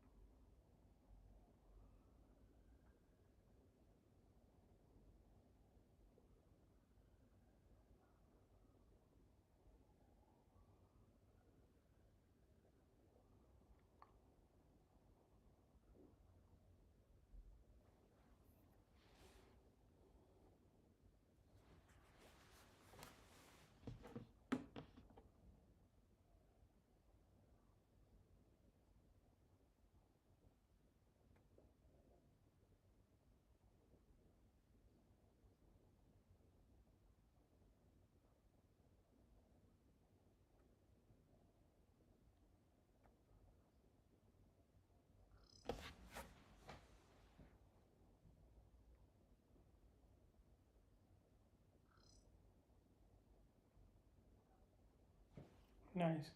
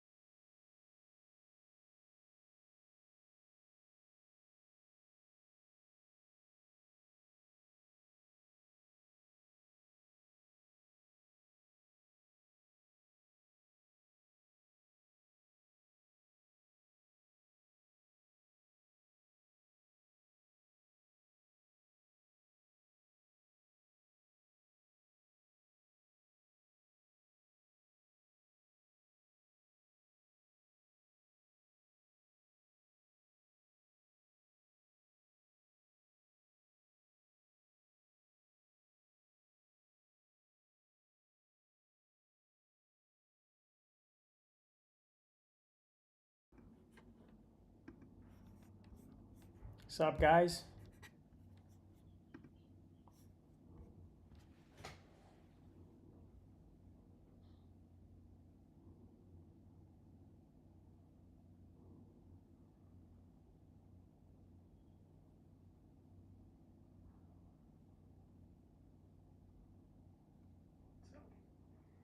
Well, let me clip it before I feel busy for this. Boom. Let me clip this. Let me clip this video very quick before I forgot. Well, not before I forgot. Before I just I'm editing this video again.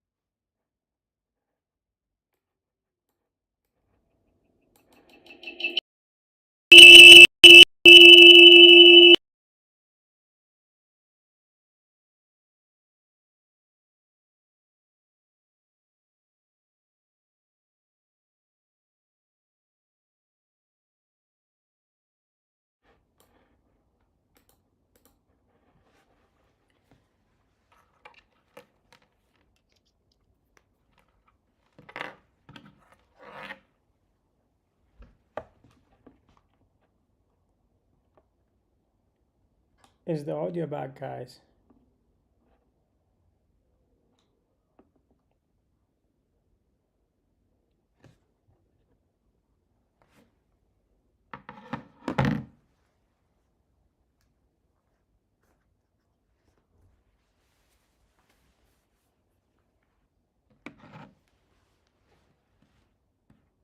Nice one.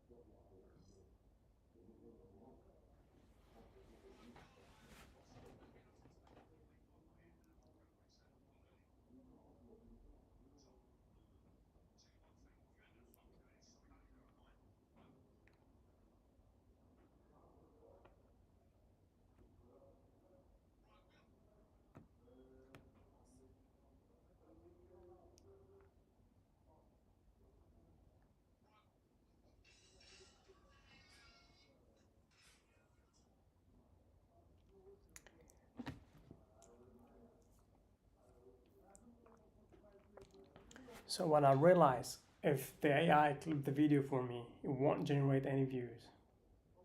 I don't know why. I might have to stop asking AI to clip the videos, because actually AI did that twice now, almost 4 times. The videos don't go any For You page. They don't generate anything. So I'm probably gonna have to go back, rely on myself in this situation. You know, nice try, AI. Nice one. Thank you for your cooperation. You were alright for a bit, but not with algorithm. Okay. When I have my coffee cold, my stomach's trying to mess with me now. But I will have more coffee cold. That's how I respond to things.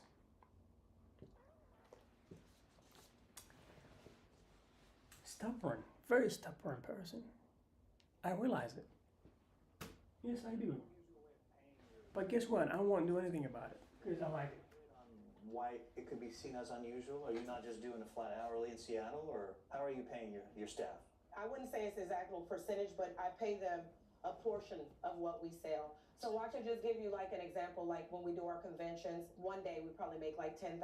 So I might have 3 or 4 people. I might give them like 600 each, something like that. On a good normal day, like a Friday night or a Saturday night, where it's a difference between 200 and 400 hot dogs, it'll be a difference of them making on the 200 mark, maybe 300.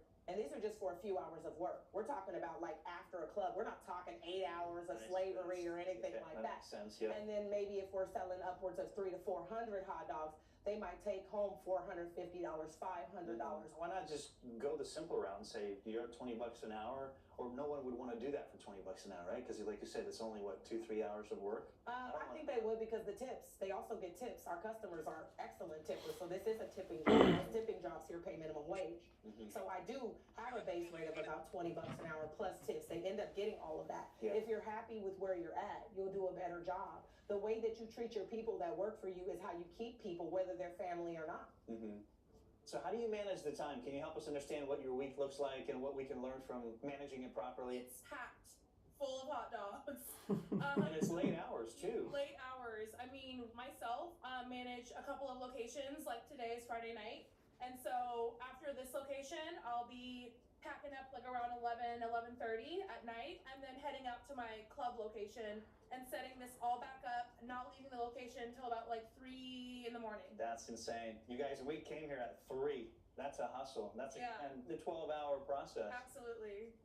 So aside from big conventions like we are at today, do you cater to parties, smaller events? We do everything in between as far as it be a birthday party, a wedding. We've done some memorial services as well. Anything in between, honestly, we've gotten asked to come out. What are the pros and cons and that kind of a... I was getting myself tired of They're very successful. the right way to invest for me. They are very successful. What's that?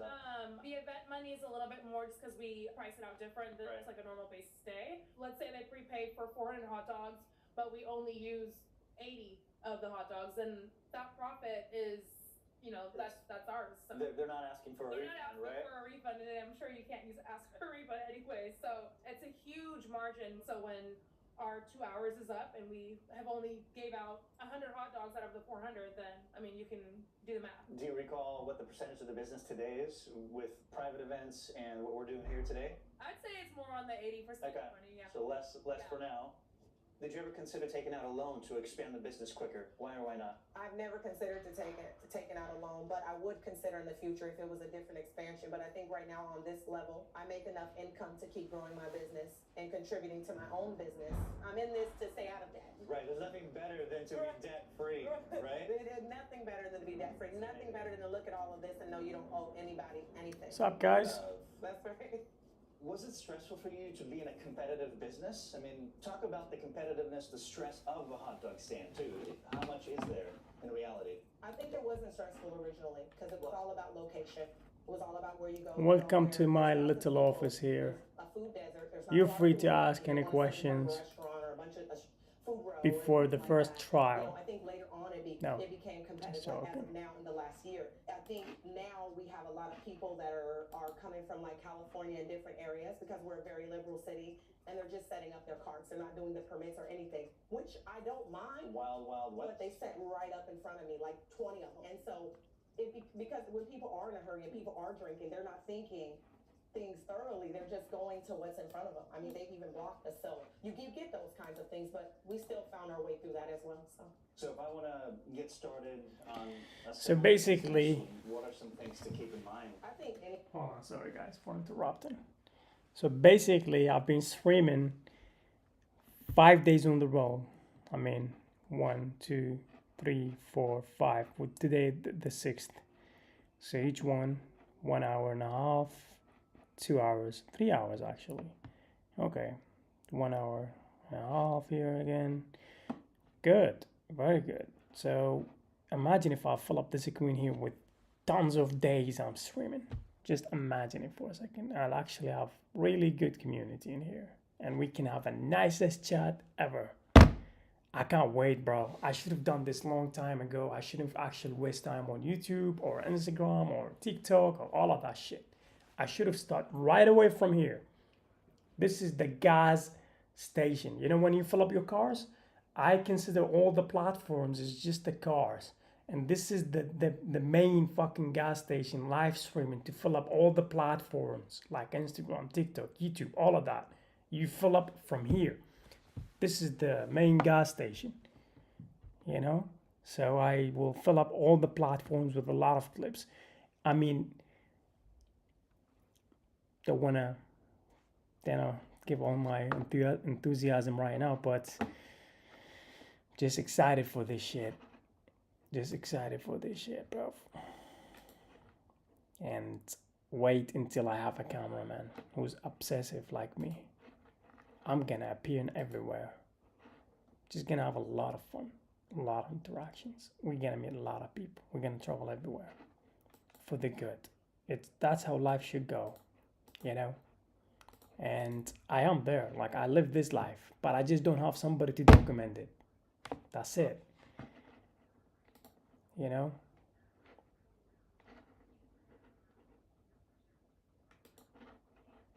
Anyway, no complaining. Better than nothing. We got the tripod. Don't forget. You got the tripod. I might take the tripod, do live content from actually from the street. I might take all of this, park it somewhere in London, and sit there for a couple hours and ignore all the noise and have nice people on the desk and have a chat. I might do that. You never know. I might do that. You know? Okay.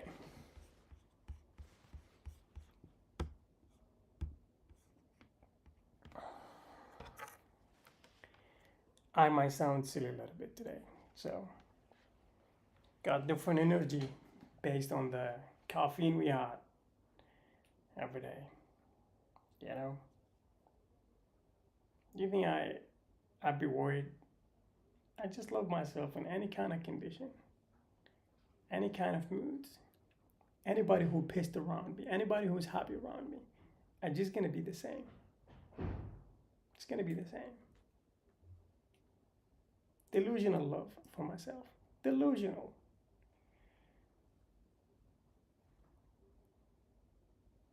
Because I know a lot. I really do know a lot to make me stay happy in life. I know a lot to make me stay hungry. I know a lot to make me stay furious. I know a lot to make me live in peace, at the same time not in peace. So I know a lot to be in any kind of position. But I think when I'll make the fortune, that will make it so clear that I know a lot and that I went far to document it on the fortune. The fortune is the evidence. So far, I don't have the evidence, but I'm that far. You know, but evidence they're gonna come along the way. No problem. No problems. Peaceful mind.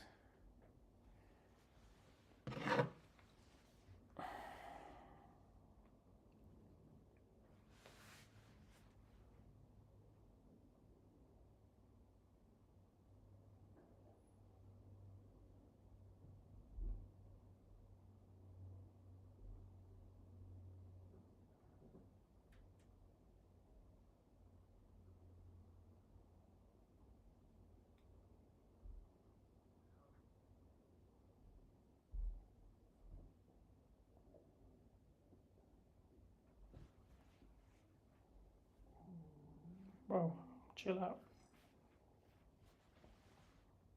Anybody can do it. I think because this one, real life plays into how you run a business, because most of us in this country, we're juggling our lives, we're juggling work, we're juggling families, and we don't always know how we're going to do things. But when things come up, we kind of learn, and you got to be willing to forget everything that you had lined up in your life and go for your dream once it becomes your dream. Sure. There's jobs everywhere. You can go back to getting a job. Like, the people think, oh God, you overthink it. You know, go with the flow of it. Use the life techniques that you've been taught to. You're gonna jump in, even when you don't think you can. Just get in there. Just get in there. If you enjoyed this episode, make sure to check out episode 233 with Dawan Matthews, whose Houston soul food truck is bringing in $22,000 a week, 7 months in. Like and subscribe, and we'll see you next time. From smelly bin to fresh bin. Try Febreze Bin Freshener. There's a new career and a new training that you can start with no previous experience. It pays well. Keep it for yourself. Thank you. How did she go from making tacos on a $20 griddle to running a food trailer, making over $500,000 a year? I got fired. I started selling tacos out of my apartment. Dang, this is good. And people started lining up around my apartment building. But what if experience? Zero, because I've never run a food business before. That's the thing, I didn't either. I'm gonna show you right now how anyone can do this with almost no money. But she's literally going to break down all her business numbers with you and give you the exact blueprint that you can use right now to get started. All right. All right. I'm excited. We're here looking for Mariah, the owner of Mariah's Taco Spot. I think that's who she is right there. Hey, I'm Paul. Good to meet you. Nice to meet you. Smells amazing. You know, they make me feel hungry. In our audience, the story of where all this started.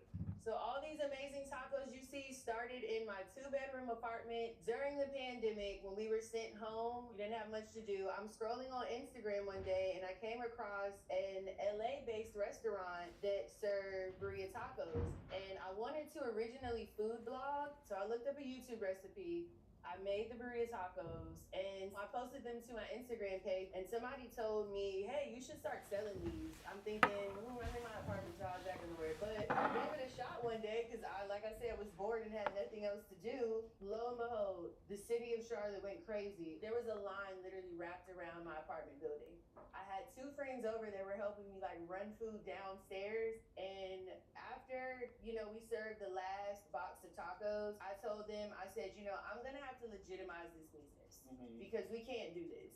And where we are right now is the Ghost Kitchen location that started after I left the apartment. Oh, and I've got a special surprise at the end of this video, so make sure you stick around. I will. Sounds awesome. I will watch that. Continue to crank out more tacos. I want to dive into your family, your upbringing. What was growing up like? Did you grow up with parents cooking a bunch of tacos or food in general? What the hell is that, bro? Definitely Oh, I'm cooks sorry. all the time. We're interrupting again. Bro, what? Then actually when I started the video, I wasn't have the mic on. And the video was decent. Then I put the mic on. The audio was... What? It's confusing here, bro.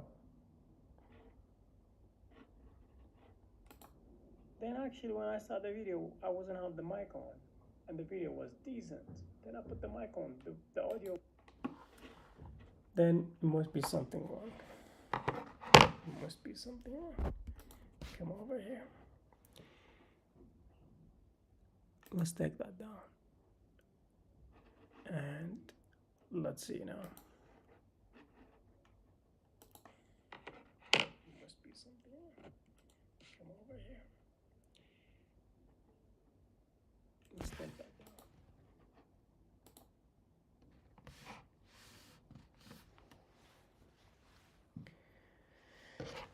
The only thing I wish to be in life, to be very good at audio settings, bro.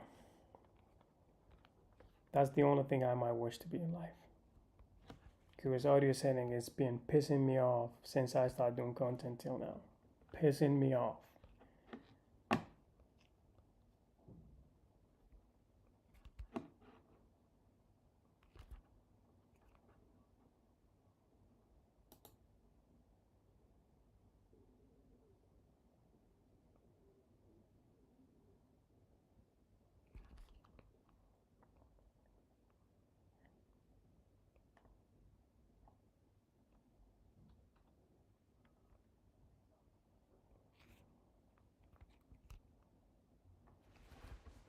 Guys, does the audio get any better right now?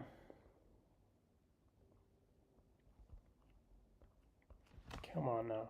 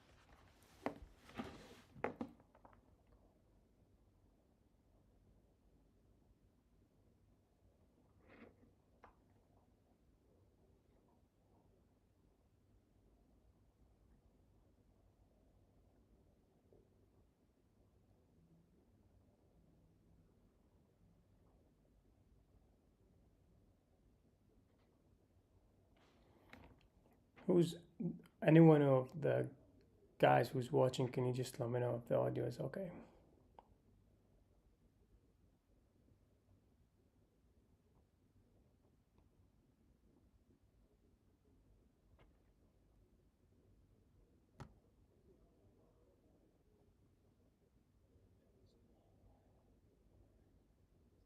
Whoa, the audio is insane now.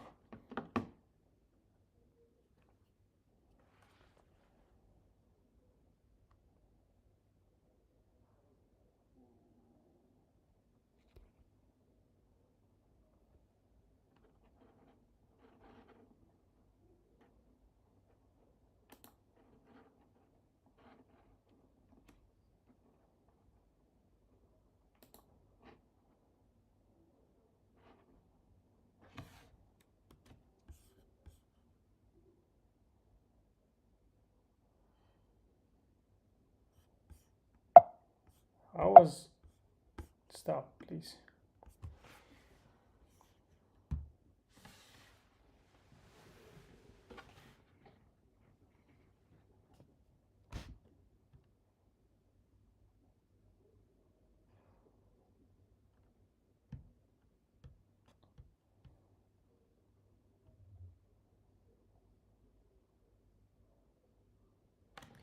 I think the audio much better right now, and I was messing around, and you know, we learned the hard way.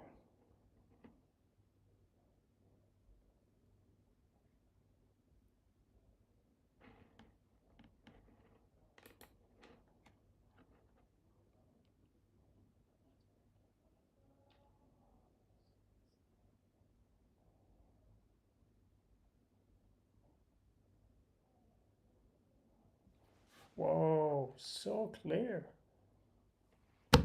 I just was saying a lot of things, and the mic wasn't picking up.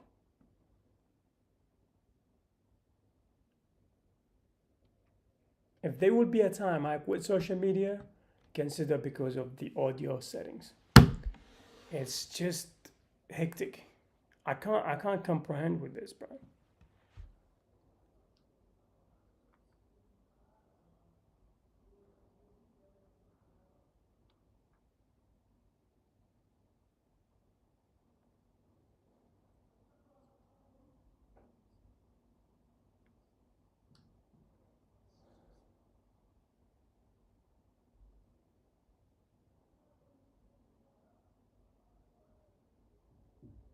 Wow, so sorry for the information that I just passed you on when the mic was not on.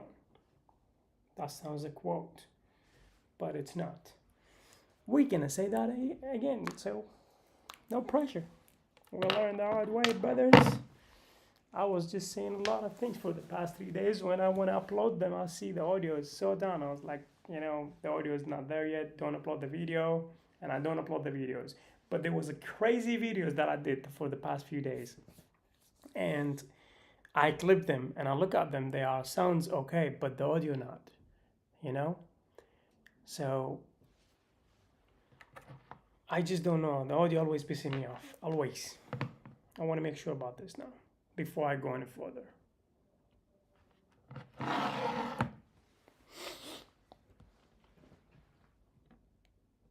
Yeah, come on, please.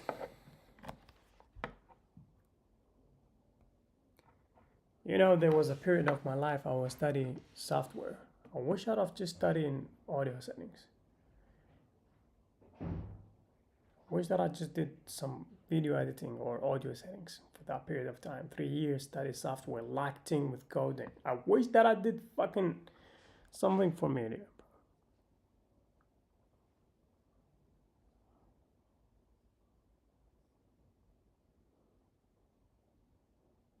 Yeah. Sounds alright.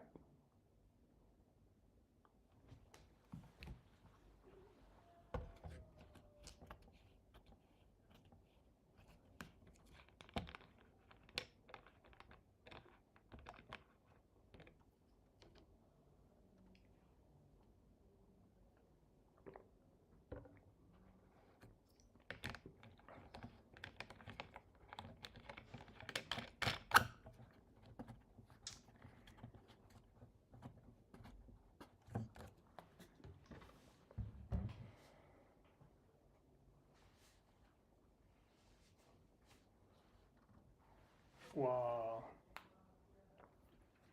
I can't believe I reached to this audio, bro. I just can't believe I reached to that fucking audio so clean, so clean. Let me see the settings and, you know, save them, never mess with them again. I want to know. So you basically should be off from here. This feature here off, this A1. Okay. So good so far. So good so far.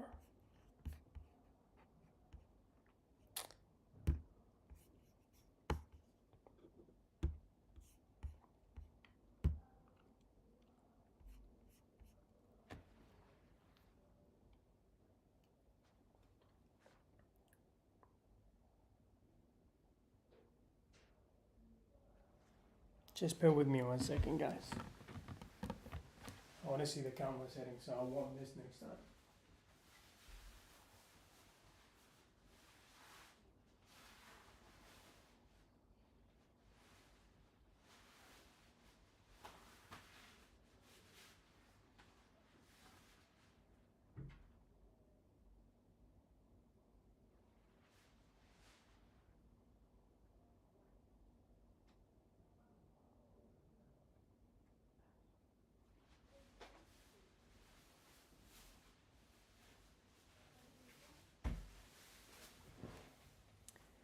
Here we are again. Looking happy and fresh. Looking forward to do more content. Looking forward to do IRL. Looking forward to produce a lot of videos. Looking forward to kill social media, regardless how challenging it is. Looking forward to smash all the fucking platforms. I look at the live streaming. It's just like as a gas station. You know, gas station full up of cars and the cars keep moving and everything. I look at it, the live streaming as kick. It's the gas station for the platform, for the, ignore me, for the platforms to keep running, like Instagram, TikTok, YouTube. I think the live streaming feed up with a lot of, bro, just excited about the audio, guys. Just excited about the audio. Small things make me excited. It's big things, it's not a small things, bro. Been fighting for the audio, bro. I want to say a lot of things, bro, with very strong accent. I want to say them like as a quote, but the audio was disappointing for the past 3 days. But now we're here. Now we're here, no problem. Yeah, so Kick platform is just like as a gas station. You fill up all the other platforms like Instagram, TikTok, or YouTube. You from here fill up all the platforms. You feed them with a lot of clips, heavy value. You can have a 10 hours live streaming. You can actually gain out of this 10 hours 100 clips. You can put them all on platforms, and there you go, bombed. So yeah, here we are now. The mic works again, and I will never miss this time. Never this time again.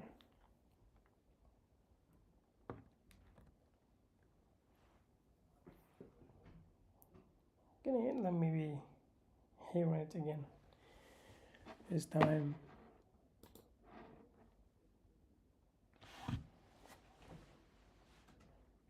I used to sell my packed lunches because she like literally made Sell? Yes, because she made them every single day. So Entrepreneur at heart. I guess look, I technically started early, right? It's crazy because both my parents have been entrepreneurs my entire life. My mom has owned several different hair salons over the years, and she now owns her own in-home hair care business where she goes to homes for the elderly or homebound. They're not able to actually physically get out and get their hair or nails done. She'll go there.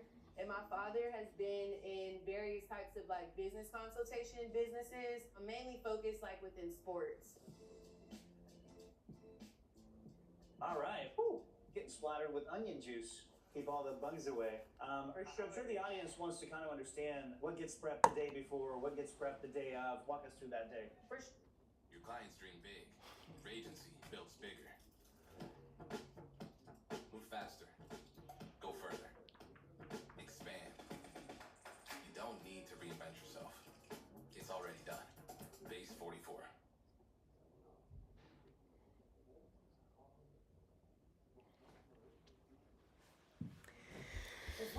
keeps my husband happy on holiday, getting out and about, which means he's in his element on this TUI holiday. I'm Anna, and that's In Between Adventures. Give Steve somewhere new to explore, and he wants to know everything about it. The history, the culture, the local stories, whereas I've been collecting memories for the family group chat. Back at the hotel, we're just as happy, taking things at our own pace, and working our way through the local food. And we've still got plenty. For sure. So a day like today, we go to Restaurant Depot, which is where we buy our supply. Super simple operation, like I said, onion, cilantro.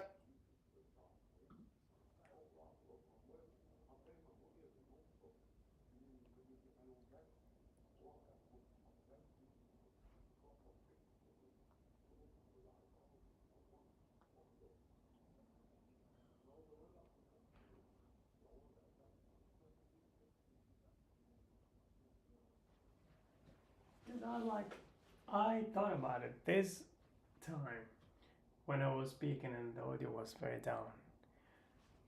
And I blamed the cameraman. That's it, bro. The audio was miserable. But now it's much better, guys. I become a good cameraman so far. And an editor guy. It's all on me.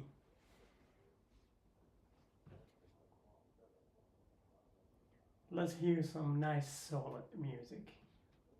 And then we get back to the stories again. Okay.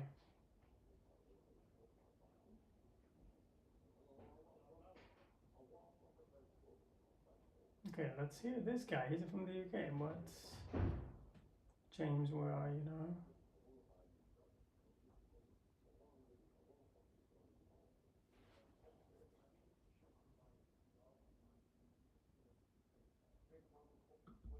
Stats over 600 million every year. Yeah.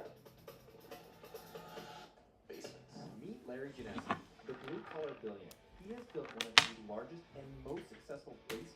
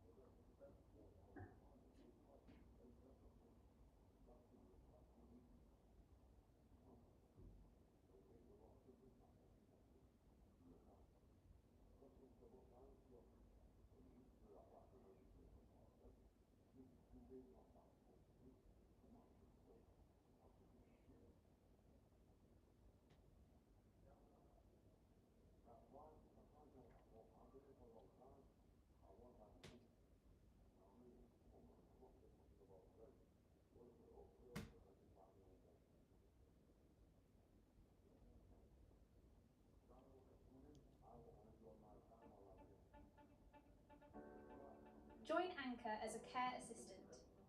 Not only will you be making the difference to the lives of our residents. I just flew across the world to Monaco. What's up, guys? I'm live streaming on Kick right now, and the audio much better. You can join the link down below, down the bottom. There we go. Should I just say it like this? 1 sec. Let me take a very quick snap. Boom.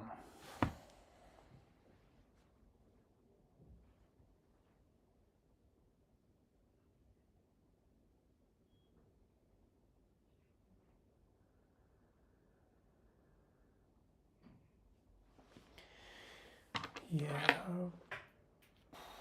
Let's hear James. richest country on earth. A place where more than 1 out of every 3 residents here is a millionaire. A place where billionaires park their yachts, store their supercars, and spend their summers. Today, I'm going straight up to Monaco for millionaires and billionaires to find out exactly how they built their fortune and if there's a secret to becoming wealthy. With that being said, let's go investigate Monaco.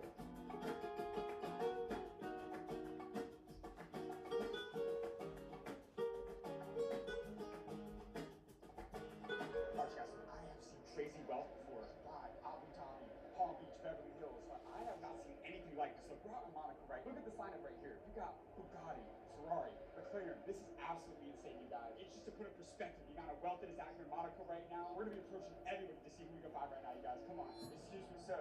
Sir, question for you. How did you get rich? Excuse me, sir. How did you become wealthy? Well, of course the audio much better. I've got 2 on me, bro. 30 seconds with you? Just trying to watch the clip I just made. With 24 million followers. No English? Speak English just a little. Where are you from? Italia. Question for you. How old? No parlo English or no? No, Italiano. Okay, okay. How old were you when you became a millionaire? Speak Italian. English? No. No English? Alright, my man. Have a good one. Our guests look so not only are the people super private out here, but we got a language barrier. Look, a lot of these people that are out here in Monaco that live out here, they're from all parts of Europe, so not every single one of them speaks English, you guys. So we got a lot to overcome here, a lot of challenges to overcome, but I'm not gonna stop until I find some people that are gonna give us $1 million worth of business advice for everybody watching right now, you guys. Come on. Excuse me, sir. Is this your Ferrari? And how did you get rich, man? What did you do? I was a doctor for 27 years. I invested. I was an early investor in Microsoft, early investor in Facebook, hard work, and just trying to be an intelligent investor. How old are you, my man? You don't ask. I got you. You invested in some of the biggest companies in the world early on. What's the number one thing that you look for in a business before you make an investment? Give us some gold right here, man. It's not easy when they're young companies like Microsoft was. I sold it a couple of times. I didn't like their computers. Then they started going, and then the other companies. Netflix sounded like a great idea. A lot of hard work and put away my money trying to invest intelligently. Nothing. Do you live in Monaco now? Where are you from? That's a long story. Where are you from, though? Where'd you grow up? I grew up in New York City in Brooklyn. No way. Why did you move to Monaco? That's a long story. Tell me, why Monaco? I watch you all the time. Do you actually? I want to join your mentors. Yeah. Are you gonna mentor my audience? I could, but I got to get to the race. Real quick, 2 or 3 last ones to help the younger generation. You've seen the channel before. I know. I need the help. Let me ask you this, though, right? What I'm type? only a millionaire. I want to get to the billion. How much are you worth today? Huh? No. Okay. I gotta go. I gotta go to One last the one. race. If me and you died tomorrow, you had one more message to leave with the younger generation, what would that be? One last message to leave with the younger generation right here. Be kind to people. It's not so much how much money you have, it's what people think of you. And if you have nothing, work even 24 hours a day. You know? Let's drop slowly real quick. Real quick. How does somebody make it in the business world today? It's competitive. One last one. How does somebody make it in business today? Tell me. Tactical right here. Work hard and perseverance. Thank you, my friend. Have a great day. You gotta be persistent is what you're saying. I'd like to get your contact details. I'll give it to you. What's that? No card. I'll give you my number though. That way you have it. Okay, brother. Nice to meet you, bro. So I go up to my guy who's in the Ferrari. We held up traffic for a little bit. My guy was an early investor in some of the biggest companies in the world. He said Facebook and Microsoft. But we're already starting to see some of this video very early on, which is the people out here in Monaco are not only insanely wealthy, but they are private. Look, that guy did not want to give me any background or any of his story on how he got to where he is today. But man, I'm gonna keep on digging. I'm gonna find the secrets from the richest people out here in Monaco, you guys. Come on. Excuse me, sir. Question for you, man. Real quick, bro. I got 24 million followers. I've interviewed 57 billionaires in the last 4 years. Could I get just 30 seconds, my friend? I promise it'll be worth it. I've interviewed Tom Brady, Shaq, Mark Cuban. Could I get 30 seconds, my man? Is that Puma, bro? Yeah, come on, welcome. All right, man. I got you, my friend. Come to me, the Hermes, and I'll do it for the store. The Hermes? You want to do it here? Okay. People might notice me and be like, oh. No, I got you, my bro. Hey, bye. I just want to show you this real quick while we're walking. This is my channel. I know you are. We do a talk right here, bro. Is that cool? Right here? Real quick? It'll be super quick. Who am I here with today? Offset. How did you make your millions for the people that don't know? I made my millions by following my passion, my dream. And what was that? Music. When people said my sucked, I worked harder to make it better. Nobody else's thoughts ever paid your bills. You didn't worry about what people thought about you. No, I still don't. To this day, sometimes I go through things on the media. I don't care because I got my family and they're taken care of. And what was the most amount of money you made in a single year? The most amount of money I made in a single year probably would be 2018 with the Migos. I think each one of us made like $20 million a year. $20 million. Yeah. A lot of artists, a lot of entertainers go broke. How did you learn about preserving that wealth to make it work for you? What's the best financial advice you can give to anybody that's starting to make a lot of money? You gotta have an escrow account. When you make millions, you gotta have escrow accounts. And you gotta put money up where it makes money for you and you can't touch. And make smart decisions with your money. You can't be, sometimes you get the money young, it'd be a lot, and you just blow it, which is, all of us has learned. You gotta save money. Have you ever been over in business before? Oh yeah, music contracts, yeah. 100%. Music, I started off as, we signed 100K or something like that between 3 people. It's $33,000, right? But then we start making hits. So the more hits I made, the more questions I start asking about my contract. Well, how can I own this? How can I do this? How can I do this? They didn't want to let me own it, so I bought myself out the contract. You believe in God? Yes. Who is your God? God himself. You believe in Jesus? You a Christian? I'm a Christian. You are? How did you know God was real? My grandmother, since I was a kid, raised in the church. I sung in the choir. It's just my family was poor, so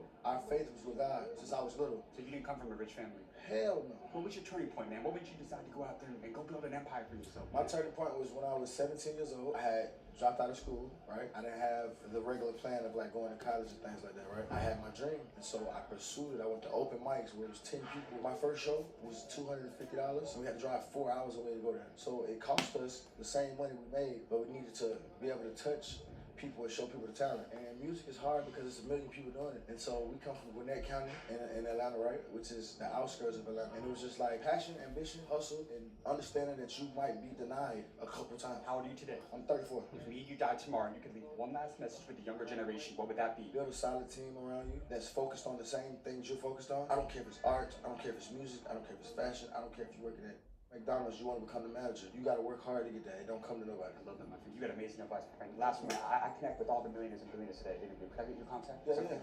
Gotcha. You never know who you're going to run into out in a place like Monaco, you guys. My guy Offset just gave us an incredible interview. He said he made $20 million in a year a couple years ago, back when he was with Migos, man. And nonetheless, I think we got one of his best interviews ever, man. He was giving us some real game. He said when you make that money, put it in an escrow to where you cannot touch it. A long game always pays better in business. Great interview out here in Monaco. Our first celebrity of the day. We got to keep this rolling and go get this next interview. You guys, come on.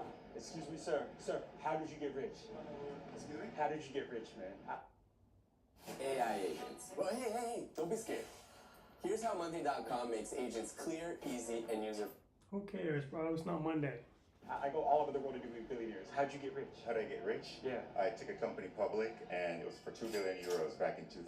Are you serious? Yes. Are you a billionaire? I made some money. You made some money? What type of company did you start? It was a encryption company, so we did encryption hardware for military and industry. Did you come from a lot of money growing up? Did you have rich parents? Well, you know, when I was in Jamaica, I thought I was rich, but when I moved to America as a little boy, I realized I wasn't that rich and had to start all over again. Can I interview you for 1 minute real quick? I go all over the world interviewing billionaires to help the younger generation. I love it. Did you have people that doubted you in business before? Absolutely. A lot of people thought I was crazy, especially when I joined the Army. Everyone said you can't make any money in the Army and you're just going to waste your time and maybe get shot. How much money did you make in the Army? $600 per month is what my salary was in the Army. But you parlay that into something pretty big, though. Absolutely, absolutely. The United States Army, they pay for your education. They paid for my undergrad and my grad school, so I didn't pay a single dime, and I got scholarships on top of it. To a young person, let's say that they're lost, maybe broke in today's world, what would you recommend them do? Well, if I was young, I would 100% go in the Army again. Even if I had money and could go to Harvard or Stanford from the get-go, I would still go in the Army. The discipline, the camaraderie, the loyalty, the sense of service to the country, it's one of the most fulfilling feelings you can get in your whole life. How old are you now? I'm 55 years old. In the next 1 to 2 years, what is the best industry people should be looking to get into right now? Well, yeah, obviously everyone is going to say AI. What are you going to say? I'm going to say AI needs power. So you're going to need power. So anyone that could generate energy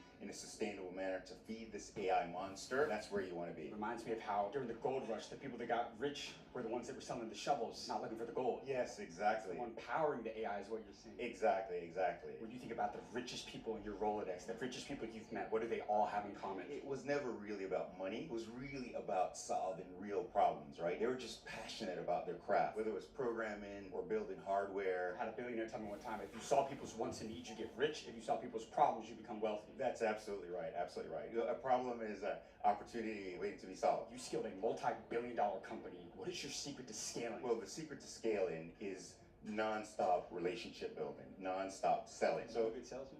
Absolutely, absolutely. But I don't sell to get money from people. I really like to build a relationship up and solve their problems and, you know, have fun together. And so that's how I've always done. And as a young man, I was in San Francisco, super expensive during the dot-com boom, and I would hear homeless people, pushing the carts, the bottles jingling. Whenever I hear that sound, no matter how tired I was, I'd wake up and I'd get on the phone because I remember Asia's coming online. I'd be calling Japan, calling Singapore. You said Asia? Asia, So yes. you did business in different countries? I did business in different countries. Global. We went global from day one because I realized that, when a country goes into a recession, another country might be booming. So you should always be global from day one. They don't teach this in school, you know that, right? No. What country are we in right now? We're in Monaco. You live here? I do live here. What is the best country to be a business owner in today's world? It's going to be 100% the United States of America. Why? Great access to capital. And then if you ever see another country that can replicate that model, I'd give you $1 billion.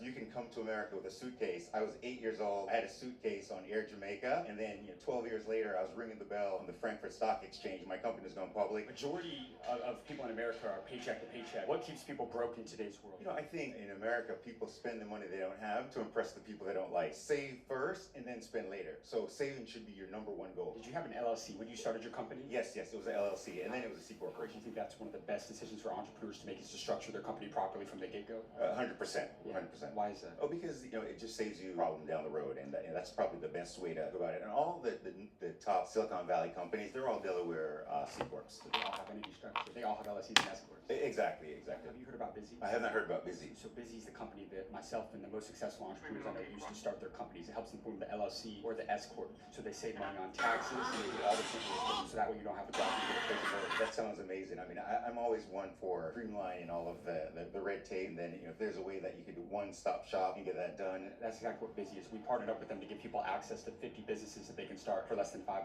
Are they raising money? I may want to invest. My last question: If me and you died tomorrow, and you could leave one last message with the younger generation, what would that be? Work on relationships. Relationships are so important. Cherish them. You should go out and build a relationship with people, not just to make money, but just really good relationships. If you're weak at something, you should befriend people that have a strength that you don't have, and then you learn from them and then build together. All about relationships. Can I tell you something? Yes. You got amazing advice, my friend. Okay, thank you so much for your time, man. And I connect with all the billionaires that I interview. Could I get your contact? Absolutely. Is that cool? Absolutely, I'll give it to you. Guys, we just interviewed an entrepreneur out here in Monaco that took a company public for billions of dollars. But I want to point out something very important that he said before we go get this next interview. He said the most successful companies in Silicon Valley, they all have Delaware C corps. In other words, they structure their companies. And that's exactly why I started telling him about Busy. Busy is essentially a one-stop shop for all entrepreneurs. Whether you're setting up an LLC, an S corp, setting up your EIN, or just making sure your business is structured from day one, Busy handles the process and makes it incredibly simple. So you don't need a crazy expensive lawyer. You don't need to spend weeks trying to figure everything out yourself. And because so many people tell me they want to become entrepreneurs but don't know where to start, we're partnering up with Busy to give you access to something special. A list of 50 businesses that you can start for less than $500. So now you've got both a list of businesses and a platform to structure them the right way. So waste no more time. Go down right now. Click the link in the description of this video to set your business up with Busy. Get access to the list and start building today. Now with that being said, let's go get this next interview. Come on, let's go. Excuse me, sir. Sir, is this your Ferrari? Is that your Ferrari, sir? Sir, real quick, I got a channel with 23 million followers. I flew all the way out here to interview successful people. All good, my man. This summer, your Dubai investment can begin in London. Discover Mercedes-Benz Places, Bingati City, a landmark branded residential destination close to Dubai's leading addresses. A project that brings together contemporary living, refined design, and long-term investment opportunity. Benefit from 100% freehold ownership, 0% property tax, and the opportunity to qualify for the UAE Golden Visa. Register your interest today.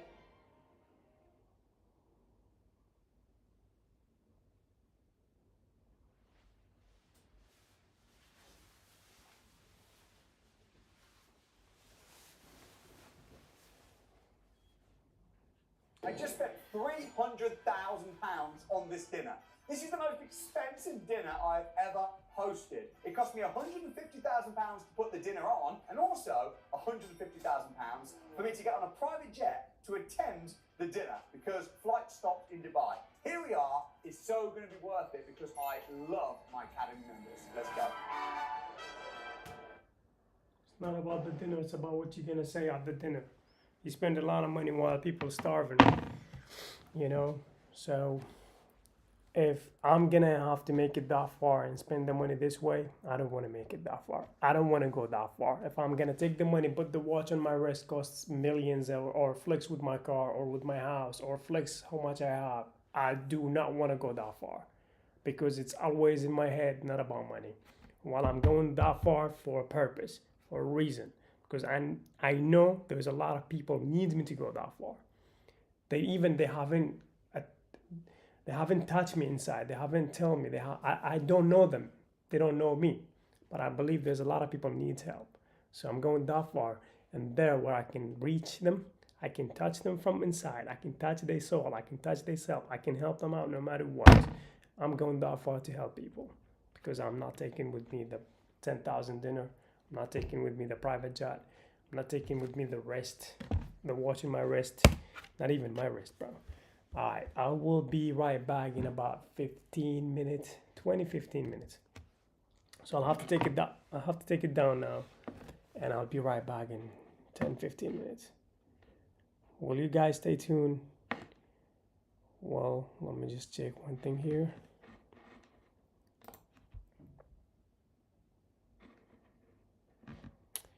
Pretty much, for how long have we been streaming so far now? Where can I read the timeline?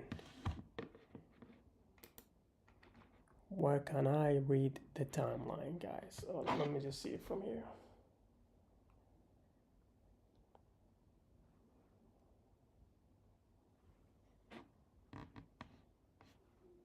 Come on now.